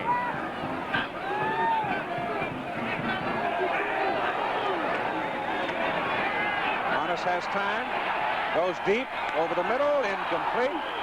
The pass ricocheting high in the air, and Mickey Urquhart was there defending. The pass was thrown to Marcus Anderson, number 82. He just overthrew it that time. Had him open. Comes down inside. Back to the outside. Let's see how high that ball is overthrown. Watch him go up for it. You can't quite see here from this angle, but it's almost intercepted by Mickey Urquhart after it had been tipped. Hodges is now 9 of 18 for 71 yards. Way off his average. Shoots a bullet, and that one is almost picked off. Almost picked off by Greg Jones, that middle guard. In that particular instance, in defensive alignment, Jones had dropped off and was playing middle linebacker. They're really doing a great job. I think Penn State has devised a very fine defense against the passing game that Tulane has. And thus far, Tulane has not been able to penetrate it or break it. All right, he's got to get that snap in 25 seconds. And he's now done head up. Wasted 10.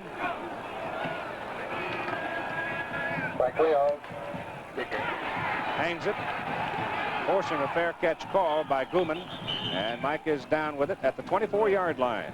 It was a 36-yard punt, no return at 5:24 to go third quarter. The Philadelphia Flyers today went to Boston, played the Bruins in the National Hockey League. You know what they did? They set a new National Hockey League record for consecutive games without a loss at 29, and we'll have some highlights for you during ABC's Wide World of Sports following the football game. I'm going to try to narrate it from Memphis. Might be the funniest act in town. First down from the 24. Suey to the 26, maybe lunging to the 27. I guess, Matt, is Matthew the last of the Sueys to go to Penn State? That's been a long and noble association with that family over the years. Certainly has. All-Americans all over the place. I guess it was his maternal grandfather who was an All-American end in 1919. His father, Steve, was an All-American guard, and brothers Larry and Paul played. All at the 27-yard line, 2nd down. And that's Booker Moore ripping and tearing and getting what appears to be maybe a first down. Be close to it, they will measure. It looks like he really wants to run, doesn't he? Watch Booker Moore here. He's coming in here and really thrusting through. Runs right through traffic. Run with high legs. Drive. He really wants it today.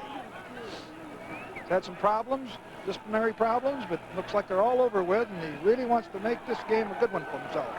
He's a senior in Flint, Michigan.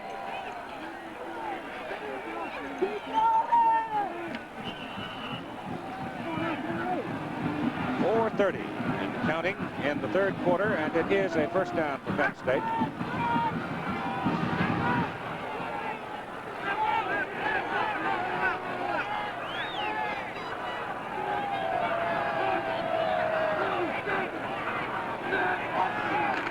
Eight-man front for Tulane. The pitch goes to Moore. Moore is Wrestled down right around the 35-yard line. Ricky Goff, number 30, among those over there, making the play. Good defensive play. Penn State deployed with an unbalanced line to the wide side of the field. Then Rocco audibilized on the option play back to the short side because he felt that Tulane had over-defensed the side, but the Tulane ball club supported beautifully on the option and stopped it cold. Second down 9, just beyond the 35.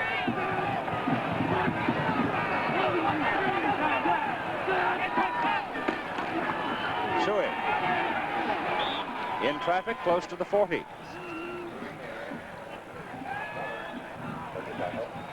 Suey is now over 100 yards. He has 103 on 16 carries. And he topped the 1,000-yard mark for the year early in this ball game because he came into it with 173 yards. 6 touchdowns.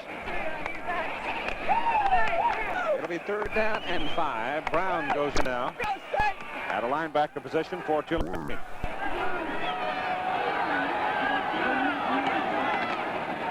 Rocco's got it. Slips. And they get him behind the line of scrimmage. Look, his knee hit back there. I don't think that the referee marked it there. It looked like his left knee went down. Cheviot gets the call on that tackle. And it'll bring up 4th. And Penn State will have to punt it. The man going deep for Tulane is Reganelli. We've got 10 of them up there, Keith. It's like they're going after him. No. Peel back. Low spinner. Reganelli on the move. Down he goes. Well, he's got good hands. That was a tough punt to catch. 38 yards. Tulane gets the ball. First down at their own 27. Number 71. No, it's number 20. He puts on 71. Here's one of the little things that goes on in football. It's Joel Coles, actually. He put on jersey number 71, a snap-on. So it's really Joel Coles, who is a tailback. But they put that fast man up on the line, give him a lineman's number so he can hurry downfield. Harris comes up into a slot. Honest back to throw it. Gets his pass off. He's got Alexis open, and it's first down. Tulane at the 43. 17-yard pickup. Boy, he just got that one away, I'll tell you. Watch how close this is to being a sack. Honest comes back. He puts it right on the numbers, but not just in time right there. Good throw and catch.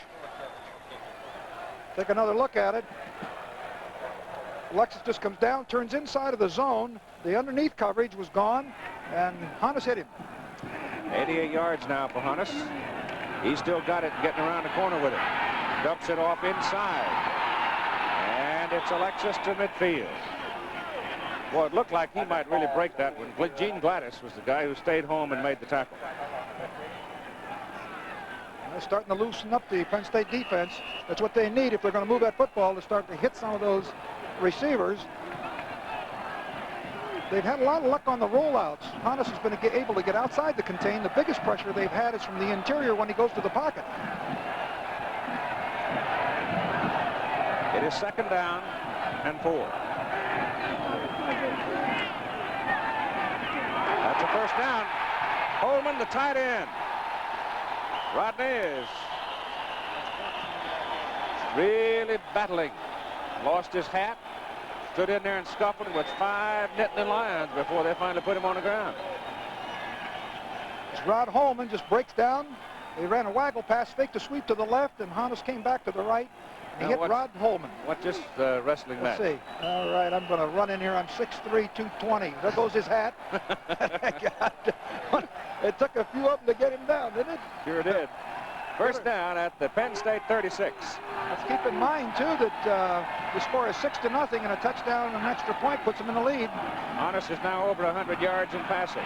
Locke looks and throws it over the middle. The pass is caught again by Holman down at the 25.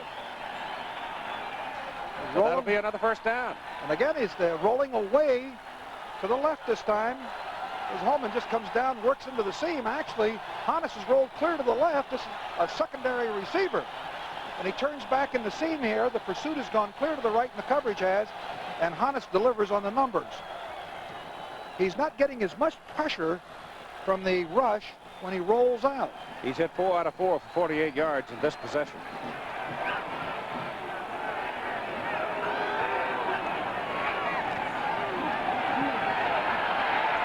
Swings it back over here to the near side, and it's not good for a whole lot. As Jeff Jones, in at fullback, is brought down by Gene Gladys, and the third quarter is over, with Penn State still leading 6-0.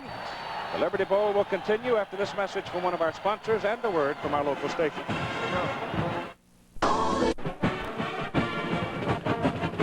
We'll go to the fourth quarter right now.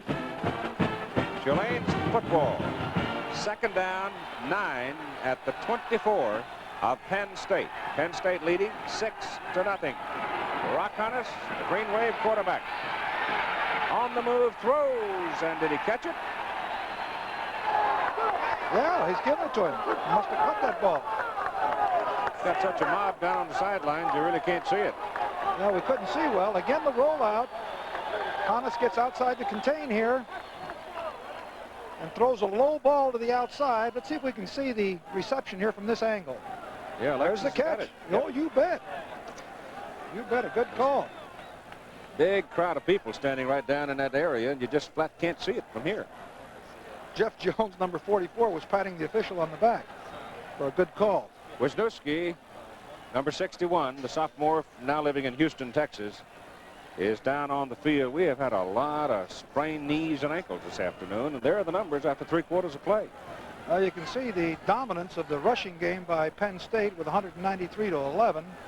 And, of course, the passing game goes to Tulane. But just in the last, I would say, just in this last series of the third period, were they able to pick up some yardage. The playing time is almost even. Hunnis in this possession for Tulane has been very effective. He's 6 out of 6 and 55 yards. Looks like it might be misting rain again, but the turf down there is a very firm, tough Bermuda grass. Well, I'll tell you, the injury factor, as far as I'm concerned, we had less injuries in wet weather because you were able to slide and that sort of neutralized the forces. So it's just not just one of those unusual things, although Penn State has been beset with these problems during the entire year.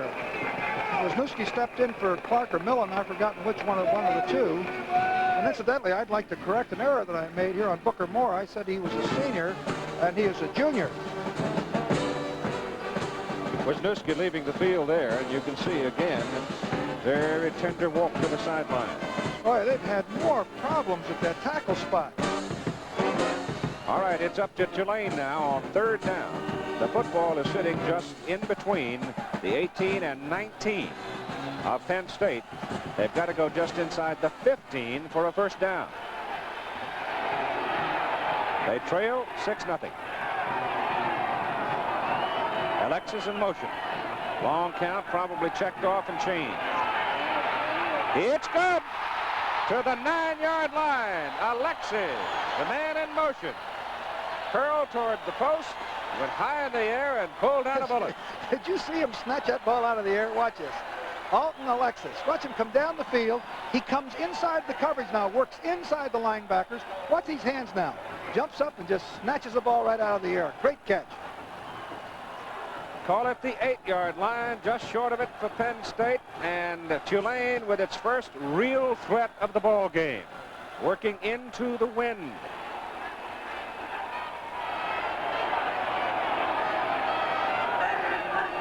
You got Harris in motion and Hunnis rolling. Throws it back over the middle. The ball is deflected, almost picked off, and that was a good play by Mickey Urquhart, number 36 of Penn State. Great coverage by Mickey Urquhart. Let's see if we can see here. Watch this. Hunnis rolls out to the right. Marcus Anderson right there. Anderson comes across. Watch Urquhart stay right in here. He should have an interception. Hunnis turns back. He thinks he has Anderson open, but he leads him. Anderson doesn't come close enough. But I guess maybe Anderson bumping him there, maybe shaking that ball loose. Time called on the field. We have 14 minutes and 3 seconds to play in the football game. Tulane has the ball just short of the Penn State 8. Second down, goal to go. When an ordinary air filter gets real...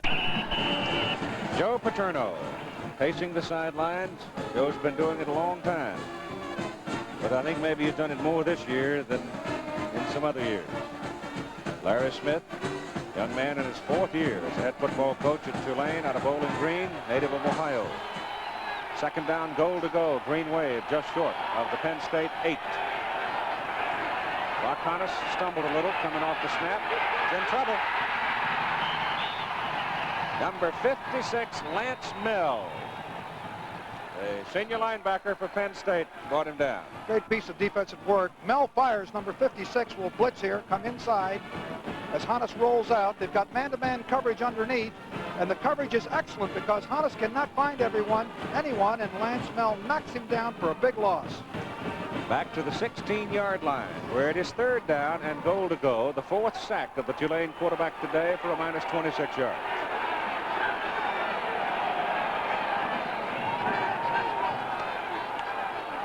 Hannes, indefatigable. He's going to try it again. He throws it out here to Jones. And Jones is back down to the 8. Oh. Well, I thought there was a clip there, but I guess not. It was a legal block, but it looked a little bit late. Yeah, it did. Bradley was over there. Matt Bradley would have none of Jones getting toward the corner, and he seals the door on him. He goes back into the pocket here. He had plenty of time. The protection was excellent. See Jeff Jones, number 44, breaking out of the backfield. Here's a throw out to him from Hannes. Right there. We can see whether or not we get a late block here. See if we can get it in the picture. Nope. Tulane's going to go for the field goal now. With Ed Murray in, it's a 25-yard attempt, and Murray is 2 out of 2 from this distance. Bad snap off to the side, but the hold is good, and the kick is good. So we've had 3 field goals in the football game with 12.5 minutes to play. It's still very much a contest, with Penn State leading now by only 3. Kurt Warner and Joel Coles are the deep men as Murray kicks off for Tulane. It's going to hit the ground. Coles takes it back at the 3. And Joel runs it out to about the 23. And we've got another Penn State man down on the field. We've had a lot of folks get up slowly today, haven't we? One of the Penn State team, too, I made a mistake there. One of the things that you always want to do is to field the ball in the air. Don't let the ball hit in the ground because it can take all kinds of weird bounces. And I don't know why the ball dropped in front of the deep people and behind the folks that were in front of them. I thought they had ample time to come up. Fortunately, they got a pretty good break on the bounce. But that's one of the things that you have to do is you got to field that ball in the air. Parlavecchio was the man who is shaken up. Chet Parlavecchio, sophomore out of West Orange, New Jersey. And I don't know whether he's just been deflated by a block or whether or not he's really hurt.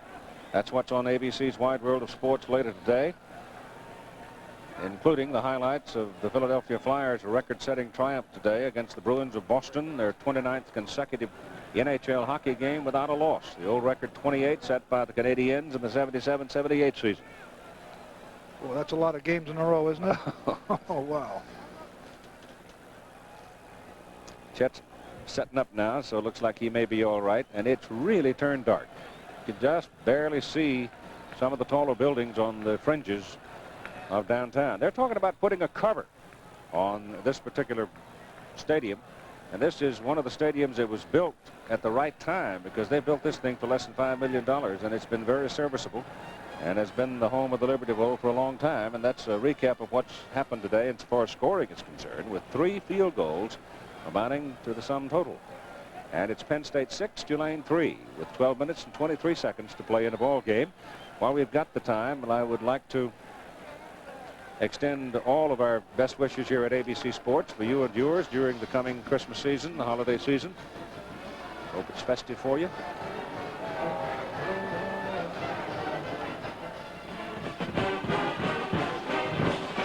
We'll be with you next Friday night, 9 o'clock Eastern Time, Michigan, North Carolina from the Gator Bowl. Then we go on to the Sugar Bowl for Alabama, Arkansas. Ooh, that'll be a good one. First down, Penn State, 23-yard line. Kurt Warner is the man in motion. Rocco gives the ball away to Matsui, and the Tulane Green Wave defense aroused and led in that instance by number 77, Wilfred Simon. Meets Sui right at the line of scrimmage. That's one of the few times that Sui didn't have any kind of a chance. He veers down to the inside as the center blocks away. Look at him meet that trapper right in the hole.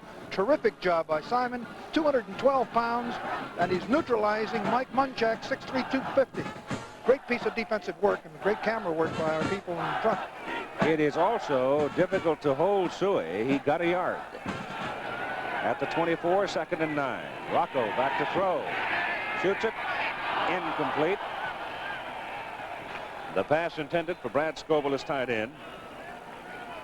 Brad really had no chance to get to it. Rocco in the game now, 3 out of 7, 38 yards, 1 interception. Yes, yeah, sir. he rushed that pass just a little bit. I think if he'd have waited just a fraction of a second, he had a receiver coming open, threw the ball hurriedly, and threw the ball into the ground. He might well be, though, the quarterback of the future there. Oh, I think so. I think he's got a lot of potential. He's had a good afternoon here. Good, steady game. 3rd down, 9.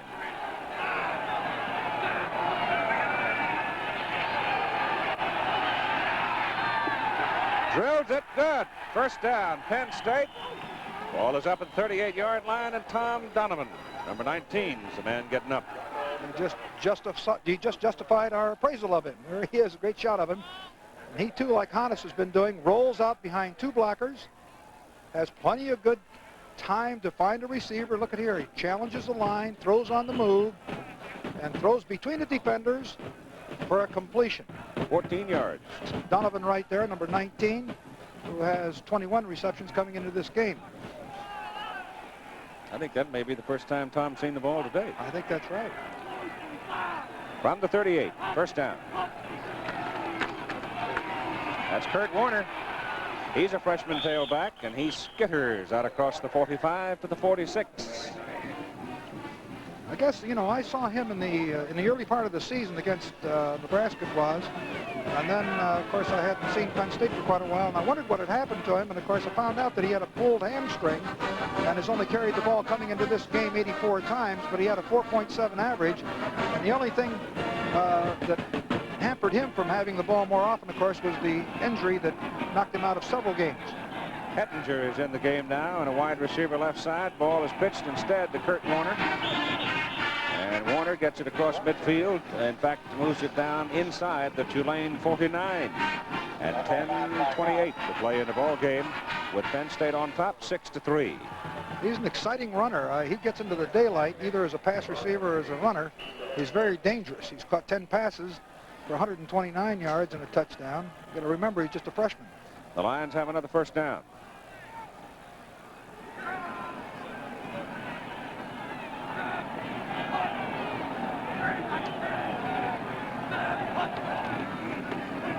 Warner to the 46 for 3. Penn State not being too fancy. It is in reality not within their arsenal to be terribly fancy as of the moment. Well, they'd like to bleed some time off that clock. They'd not make any mistakes. Right, try to grind it in there if they can. Tulane had it 1st and goal from just outside the Penn State 8. Could not put it in. Settled for 3. Tulane's ground game has been nil today against the Penn State defense. That may well be too much time. These officials are all from the Atlantic Coast Conference. That's what it is. No, I think it's a good. Made the call. Huh? I think that's a good idea too, Keith. Rather than have split crews from various conferences and so forth, there's 2 teams. You bring in an entirely different crew from a different conference, and it works out well. That's the first penalty whistle today against Penn State. First one. 5 yards, backs them up to their own 49. Had a nice visit with the officials last night. They all seem like nice fellows. 2nd down, 11.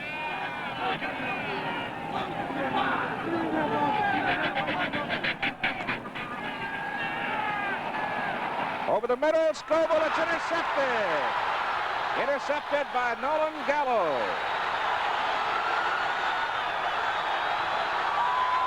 Boy, there's a kid with some heart. He runs that football all the way back to the Penn State 47-yard line. And again, it was great ball response. It looked like he had a wide open receiver. You take a look at it here. It's Scoble coming down the field. He's in the seam. And watch, look here at the amount of ground that he covered while the ball was in the air. Scoble thought he had a reception, and Gallo comes up the field, does a great job of running, cuts it back inside again. He had a tough time getting him down, and that's exactly the thing that Joe Paterno did not want to have happen. Fourth turnover for Penn State. Tulane operating just short of the 47-yard line. The ball's handed off to the tailback. And, well, the fullback, actually, Reganelli, lined up in a split back formation with 9 minutes to go, and we go inside 9. He gained a yard. Second down and 9. Reganelli is not what you'd call that big fullback. He's quick. He's only 5'10", 185, but of course he doesn't offer what a 230-pound fullback would offer in the blocking area. Anderson and Alexis are wide right. Honest is looking for one of them. Puts it in the air. It's caught by Anderson and then knocked loose. Had it in his hands. And then the ball is whacked away from him by Grover Edwards. Little What's the turning timing here now by Edwards, Sarah? He really hit him at the right time. He did. Grover Edwards comes in here. Let him go up and use his hands. He's a fine receiver. Before he has full possession, Edwards comes in there and really puts a tackle on him, number 45. And Edwards is not very big. He's only 5'11", 162. He certainly looks larger in there from this vantage point. And it's third down and 9 for Tulane. They've gained 144 yards passing. They've gained 3 running.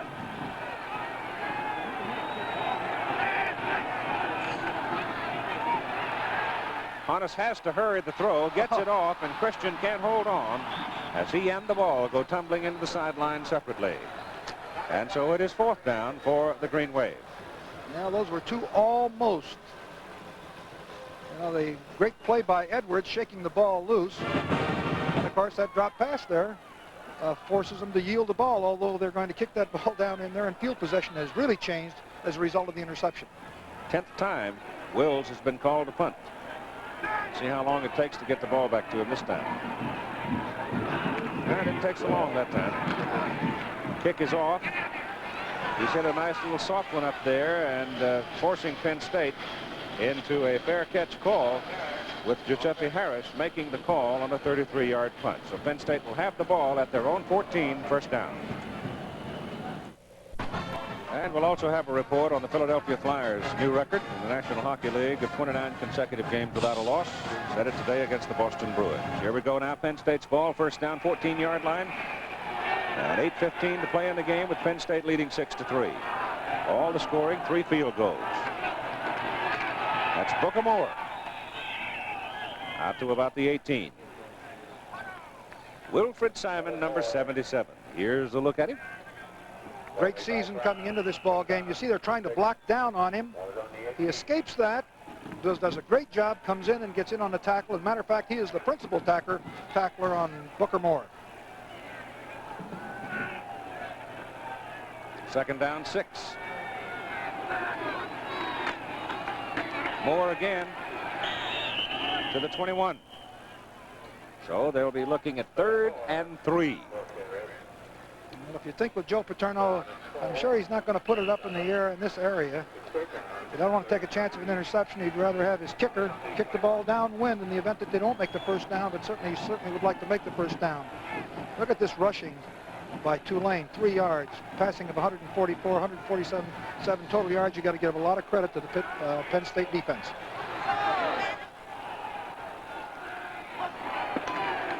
Well, he is going to put it up. Yeah. No, he is neither. I think they were trying just a quick little sideline pattern. Bob Becknell, 72, and Jeff Roberts, 84, were the 2 men that made the play for the Green Wave. I think he was just trying to a safe little out pattern right here to try to get the first down 3 or 4 yards. He elects, nobody's open, so he elects to hold on to the ball, and you see Becknell coming in here, number 72. And he gets some help from his own teammate. Tackles Becknell. All right. Giacomaro standing at his goal line. Kick is away. It's a good one. Runs Reganelli back inside the 40. And he comes back to the 46. It was a 48-yard punt. Tulane has the ball now with 6 minutes and 20 seconds to play in the game, and they have good field position out at their own 46. And they trail by only 3. Tulane to the line of scrimmage now. First down at their own 46-yard line, trailing by 3 points, going into the wind.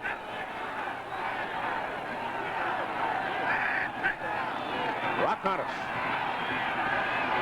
Throws short. penalty flag down. Might get a holding call. It's a big gainer as Harris gets loose and goes whistling all the way down to the Penn State 21-yard line. But hold everything there. I'm just almost positive you're going to get a holding call back up around the line of scrimmage. You bet. Yep, there it is. Thomas picks up the flag. Rock picked up that yellow laundry and threw it down. I don't know. I'd stomp it. Let's see if we can pick it up here, who they called it on. Let's see on the inside. Might be right there on Greg Jones. 999. Let's see whether it's on Jones. Yeah, it looks like his right hand. Yeah. The right hand had a hold of him. And he's pushing away. That's right. It's exactly what the umpires called it on.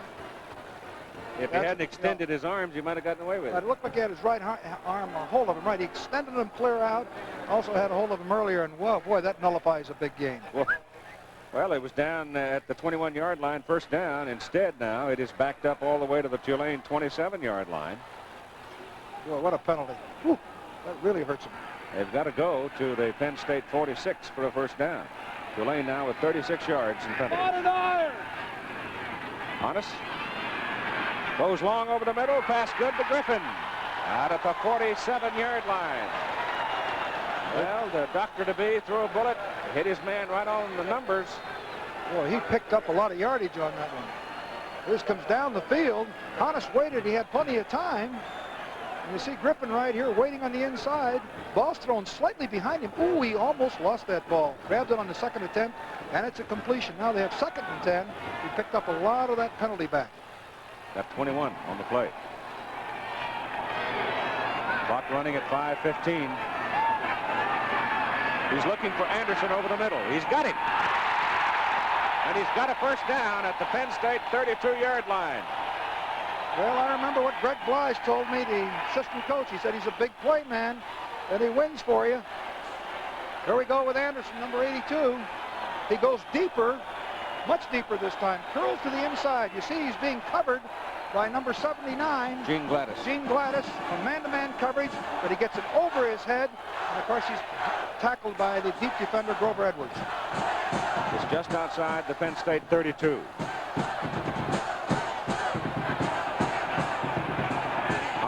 Quick out, good to Holman. Rodney Holman is down to the 22, maybe the 21, depending on where they're marking. You see the whole Tulane team just with confidence, or operating with confidence. They fake a sweep to the left, and then comes back and just hits a tight end on the outside. Got him open again. This is the one that they've hit 2 or 3 times in this game. Rodney Holman picks it off. The other time that we saw him, they couldn't get him down, if you recall. Ball is sitting in between the 21 and 22 of Penn State. First down, Tulane. Honest has to take time to tie his shoelace. Gets it off under pressure to the sidelines, and it is almost intercepted. Oh, that Matt was Bradley just about picked his pocket on that one. Oh, he was right there. Marcus Anderson went to the sidelines, and Bradley almost made a big play. Let's see how close it was. Number 30 there, Bradley. Looks like he's open. The ball's thrown a little late. Well, it would have been a tough interception. He got one hand on it. Looked like he had more of it from up here, but he made a great play. Second down and 10. 4:14 to play in the game. 6-3 Penn State. Tulane's second threat in the fourth quarter. Honest's pass to Griffin inside the 10. First and goal to go Tulane. That's the second time they've been down in this neighborhood in the fourth quarter. Well, I'll tell you, this is a great catch by Griffin. Again, he goes down, and they're doing a lot of turning in. Inside the deep people, beyond the linebackers. Look how low this ball is. Look at him take it right off that ground. Great catch there. They have 2 fine receivers in Griffin, Alexis, and, of course, Holman as well as a tight end. They mark it at the 8. First and goal at the 8 for Tulane.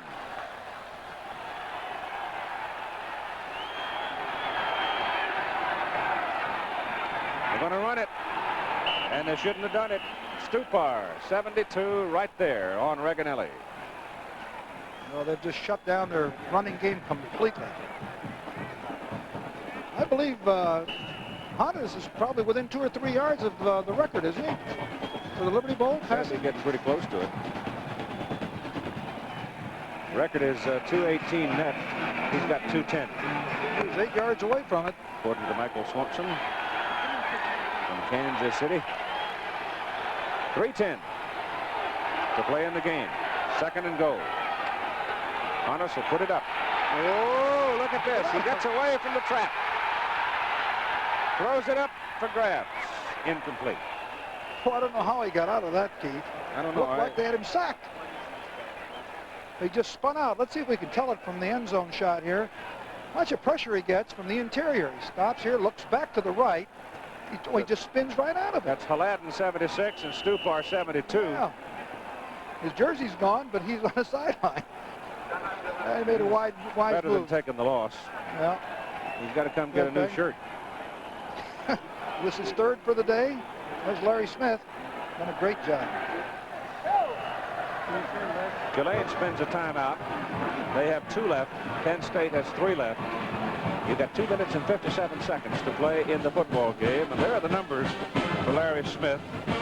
And, well, it just simply reflects hard work, I think. Well, I think it's just a terrific turnaround. And as I said earlier, it was, well, there's a loss. Washington Huskies, yeah. Beat Texas 14-7. Out in El Paso. So the Huskies beat the Horns 14-7. I'll tell you something. You talk about young football players, though. Don James has got 2 freshman wide receivers up there at Washington that are just a sight. That fellow Scansey and Williams. They were spectacular the day we saw them against Southern California. Tom Flick, their quarterback, had been bedded down with the flu. I don't know who did most of the quarterbacking today. They anticipated that Flick would be back, but it's certainly a big, big win for Washington. And James going in sort of had that Cheshire Cat grin on his face because they'd made Texas a solid 1-touchdown favorite in the ball game. And Don sort of likes being the underdog. Well, there's a big down coming up in this ball game. 3rd down and 8. The ball at about the 8-yard line. I wonder whether or not Larry Smith will go for the touchdown or go for the field goal and knot it up here with 2:57 left. Well, I wouldn't be surprised to see him go for the 3. Well, he'd rather make the touchdown on the 3rd down and 8 if he could. Let's see what they do. It's put up time. Reganelli in motion. That gives him 2 wide men on the left side of the field.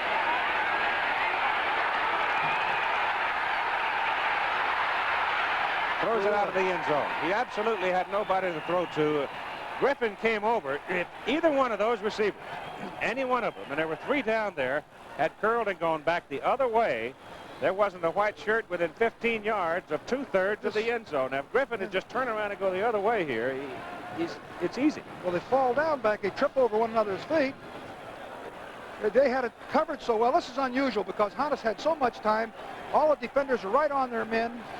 And it was a real great piece of defensive work by the secondary of Penn State. They're going for 3. Ed Murray from 26 yards. On a leg. And he's got it. And with 2 minutes and 40 seconds to play in the football game, the 21st Liberty Bowl game, the score is tied 6-6 between Penn State and Tulane. The 1980 Chevrolet Monte Carlo, with its rich new interior and its distinguished new exterior. Well, there's everything that you need to know, really. 2 minutes and 40 seconds to play in a ball game. The score is tied. We have had 4 field goals, 2 by each team, 2 by Murray of Tulane and 2 by Menhart. This kickoff is going to go squibbing along the ground. Look at that! Can you believe that? That thing looked like it was going to go out of bounds up at the 25, and it went right down the sidelines and wobbled into the end zone. Penn State will get it at the 20. Looked like it had eyes. It just kept working right down the sideline. Let's see if we can see it from the end zone. It looks like it's going out right there. Now watch it just keep working down, right? It keeps coming on down. And into the end zone to get it to 20. Kurt Warner's down there looking at it. Of course, he was pretty much doing what he had to do under the circumstances because there was no green shirt in the neighborhood to down it. Pick it up. Judgment thing. Let him go back to the 35 if it went out of bounds, but it didn't. And it's first down Penn State in the tie ball game, and they hand the ball off to Kurt Warner, the tailback, and he gets to the outside. And he gets 8 yards with 2 minutes and 30 seconds to play in the game.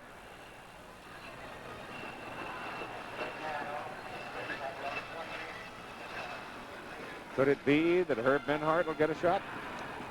Could be. They got enough time. They got their 3 timeouts left. We're going to have to grab a big chunk of this real estate in a hurry. Wetzel is back in at the linebacking position now for Tulane, sore leg and all. Rocco to Suey. And they handle that this time, but not until he's got the first down. My goodness, they had him behind the line of scrimmage, and it's just pure muscle. Kevin Cole, 252-pounder, had a hold of him, and he couldn't put him down. One guy just can't get him down. When he gets from the side, he's just too strong. Penn State calls time. Well, they use one of their timeouts here. They have 2 left. 1:56 to play in the ball game, and they have a first down out at their own 32-yard line. Well, I dare say this is not quite what I expected. Penn State's played the kind of game I anticipated they would. But I was have been a little bit surprised that Tulane just simply has not been able to do a bloody thing on the ground. Well, you've got to give credit to the Penn State defense. I think they've done an excellent job in preparing against the Tulane ball club. Tulane has been spotty in their passing game. Obviously have not been able to establish any kind of running game. But they're still a fine football team, and there's still 1:56 left. A lot of things can happen. And another success for Bud Dudley and the Liberty Bowl Festival here in Memphis.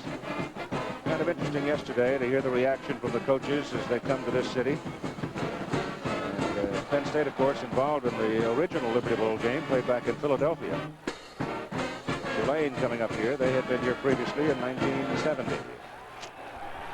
Bud Dudley does a great job. First down at the 32 of Penn State. Rocco. Well, they put the heat on him, and he runs out of the trap, gets it back to about the line of scrimmage. You could see that he was not going to throw an interception. That's one thing. He came back into the pocket, did not find anybody glaringly open, elected to try to run the ball rather than to give it away, where they would be in a position to kick a field goal and beat them. They've got to be very careful. No turnovers. Inside 1.5 minutes to go in a ball game. Second down and still about 10. Oh, look at Booker Moore break it. And he's got a first down up at the 42 of Penn State. Also stops the clock to move the chains. They've got to get down to about the 32-yard line, I think, for a 50-yard field goal. Maybe a 55-yarder for him. He's going to have the wind advantage. He's kicked one over 50. What was it, 54 yards in the North Carolina State game with no time on the clock, so that we can see what happens. We've got, let's see, 5, 10, about 33 yards to grab up in 1 minute and 17.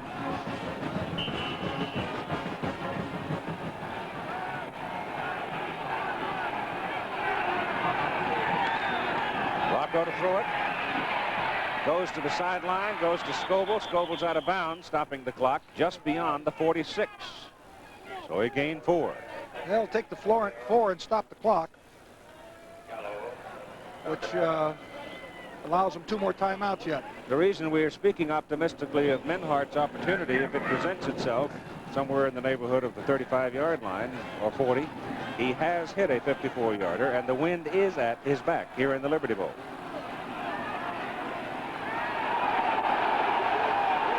Tulane jumping around on defense. They pitch the ball to Kurt Warner. Warner going out of bounds. They give up 5-6 seconds on that play. And now 59 seconds. And Rock Connors of Tulane, the quarterback, has been named the MVP in the ball game. The numbers on Rock today: 21 out of 37 for 210 yards. And he just misses the records of David James of Kansas, set in 1973.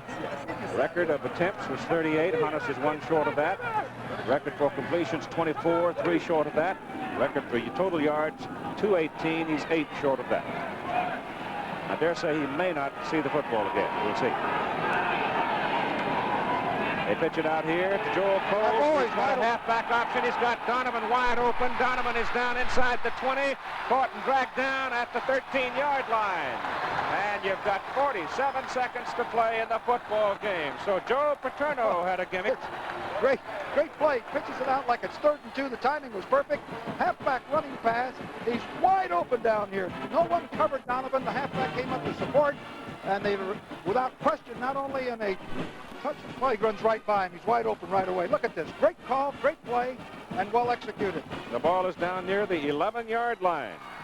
As Donovan puts it there, and it's first down for Penn State. There's never been a tie game in Liberty Bowl history, and this is the 21st. And the ball goes to Warner, and Warner running over the top of people. Gets it to the 7. And we're coming up on 27 seconds to play as the clock is stopped and Penn State spins a timeout. They've got 1 left. 27 seconds, and we're even at 6. Metropolitan really stands. Tulane 7-yard line. A halfback pass from Joel Coles to Tom Donovan set up this opportunity with 27 seconds to play in the game. Penn State has 1 timeout remaining. They send Kurt Warner in motion, give the ball to Matt Suey. Suey goes over the stack in the middle to about the 3. And the clock is stopped again by Penn State with 21 seconds to play in the ball game. Right now, they're sitting in a position where Menhart would be kicking for an extra point. They also have a little problem now. They are out of timeouts, unless he elects to go for the field goal here. Well, it doesn't look like it. Is he talking to the quarterback? That's what he is, right. They've got, they'll probably, if they run Suey up the middle, they're going to have to hustle in there to get that kickoff. And I don't think they're going to fiddle with it, are they? Or are they? Yeah, well, it looks like still don't see Menhart coming out. I don't either. Yeah, here he comes. Here he comes. Here he comes. Yeah. I was going to say they had problems if they were out of timeouts. He wasn't going to throw a pass. Certainly, he might as well take the 3. That's right. 21 seconds to remaining to play in the game. And Herbert set it up just a couple of inches beyond the 10. And so it will be what amounts to a 20-yard field goal. Now Tulane has taken a timeout to let him think about it. Well, that happened last night in the BYU-Indiana game where BYU had called time and sent their young kicker out who had been so perfect all night. He'd been dead center in the crossbar all night long. Right. Indiana called the timeout, and by the time they got around to kicking it, he jerked it off to the left side. I was impressed with the compassion that the Brigham Young players had for their kicker. That's a tough time for an individual to go out there and have him miss because it would have won the ball game 40-38. And the sideline shot showed a lot of compassion on the part of all of his players. I thought that was terrific. 20-yard field goal try coming up by Herb Menhart, who is 2 for 2 today from 33 and 27 yards. He has hit 16 of 22 this year, and from this particular distance he is 4. Well, actually he's 5 out of 6. The man who snaps the ball is Bill Rochelle. He's not very big. It's a sophomore at 197 pounds from Glastonbury, Connecticut. Tom Donovan, the young man who made the catch to give Penn State this opportunity, is the holder. And Penn State had called the time here to make Herb Menhart think as much as possible about it. 21 seconds to play in the game. This could be the story right here. Snap's good. Kick is up. It is good. So Penn State, with 18 seconds to play in the game, takes a 3-point lead, 9-6, over Tulane. Still 18 seconds. Yep. Not over yet. So we've had nothing but field goals, a total of 5 in the ball game, as the combat has ebbed and flowed. Tulane with 2 opportunities, with first and goal at the Penn State 8-yard line, and twice they were turned away, had to settle for field goals. Penn State took that football 70 yards in 7 plays for this 3-pointer that could mean victory for them. Looks like he gave him the laces, too. Good follow through. You don't like to give your kicker the laces, but he put it right through. There's 3 points. He knows it's good, and so do the rest of the team. Well, let's see what Hannes can do with 18 seconds on the clock. They're going to knock some of it off on the kickoff. Well, he'll have to have a big return to even have an opportunity. Or hit some kind of a home run. But he's going into the wind. They have 1 timeout left in the event they hit a curl hook down deep inside. Franco kicks off. Reganelli and Alexis. It's Alexis. Get it out of bounds. He steps it out at the 18. And with 15 seconds to play, Tulane has the ball at their own 18. You know that Penn State now will have people way back playing center field. I'll guarantee you, Joe will have a few folks back there with 15 seconds left. And that's the time that you generally can hit some stuff inside in the deep, beyond the linebackers, inside of the deep people. But they got 15 seconds and one timeout. Doesn't look very good for them.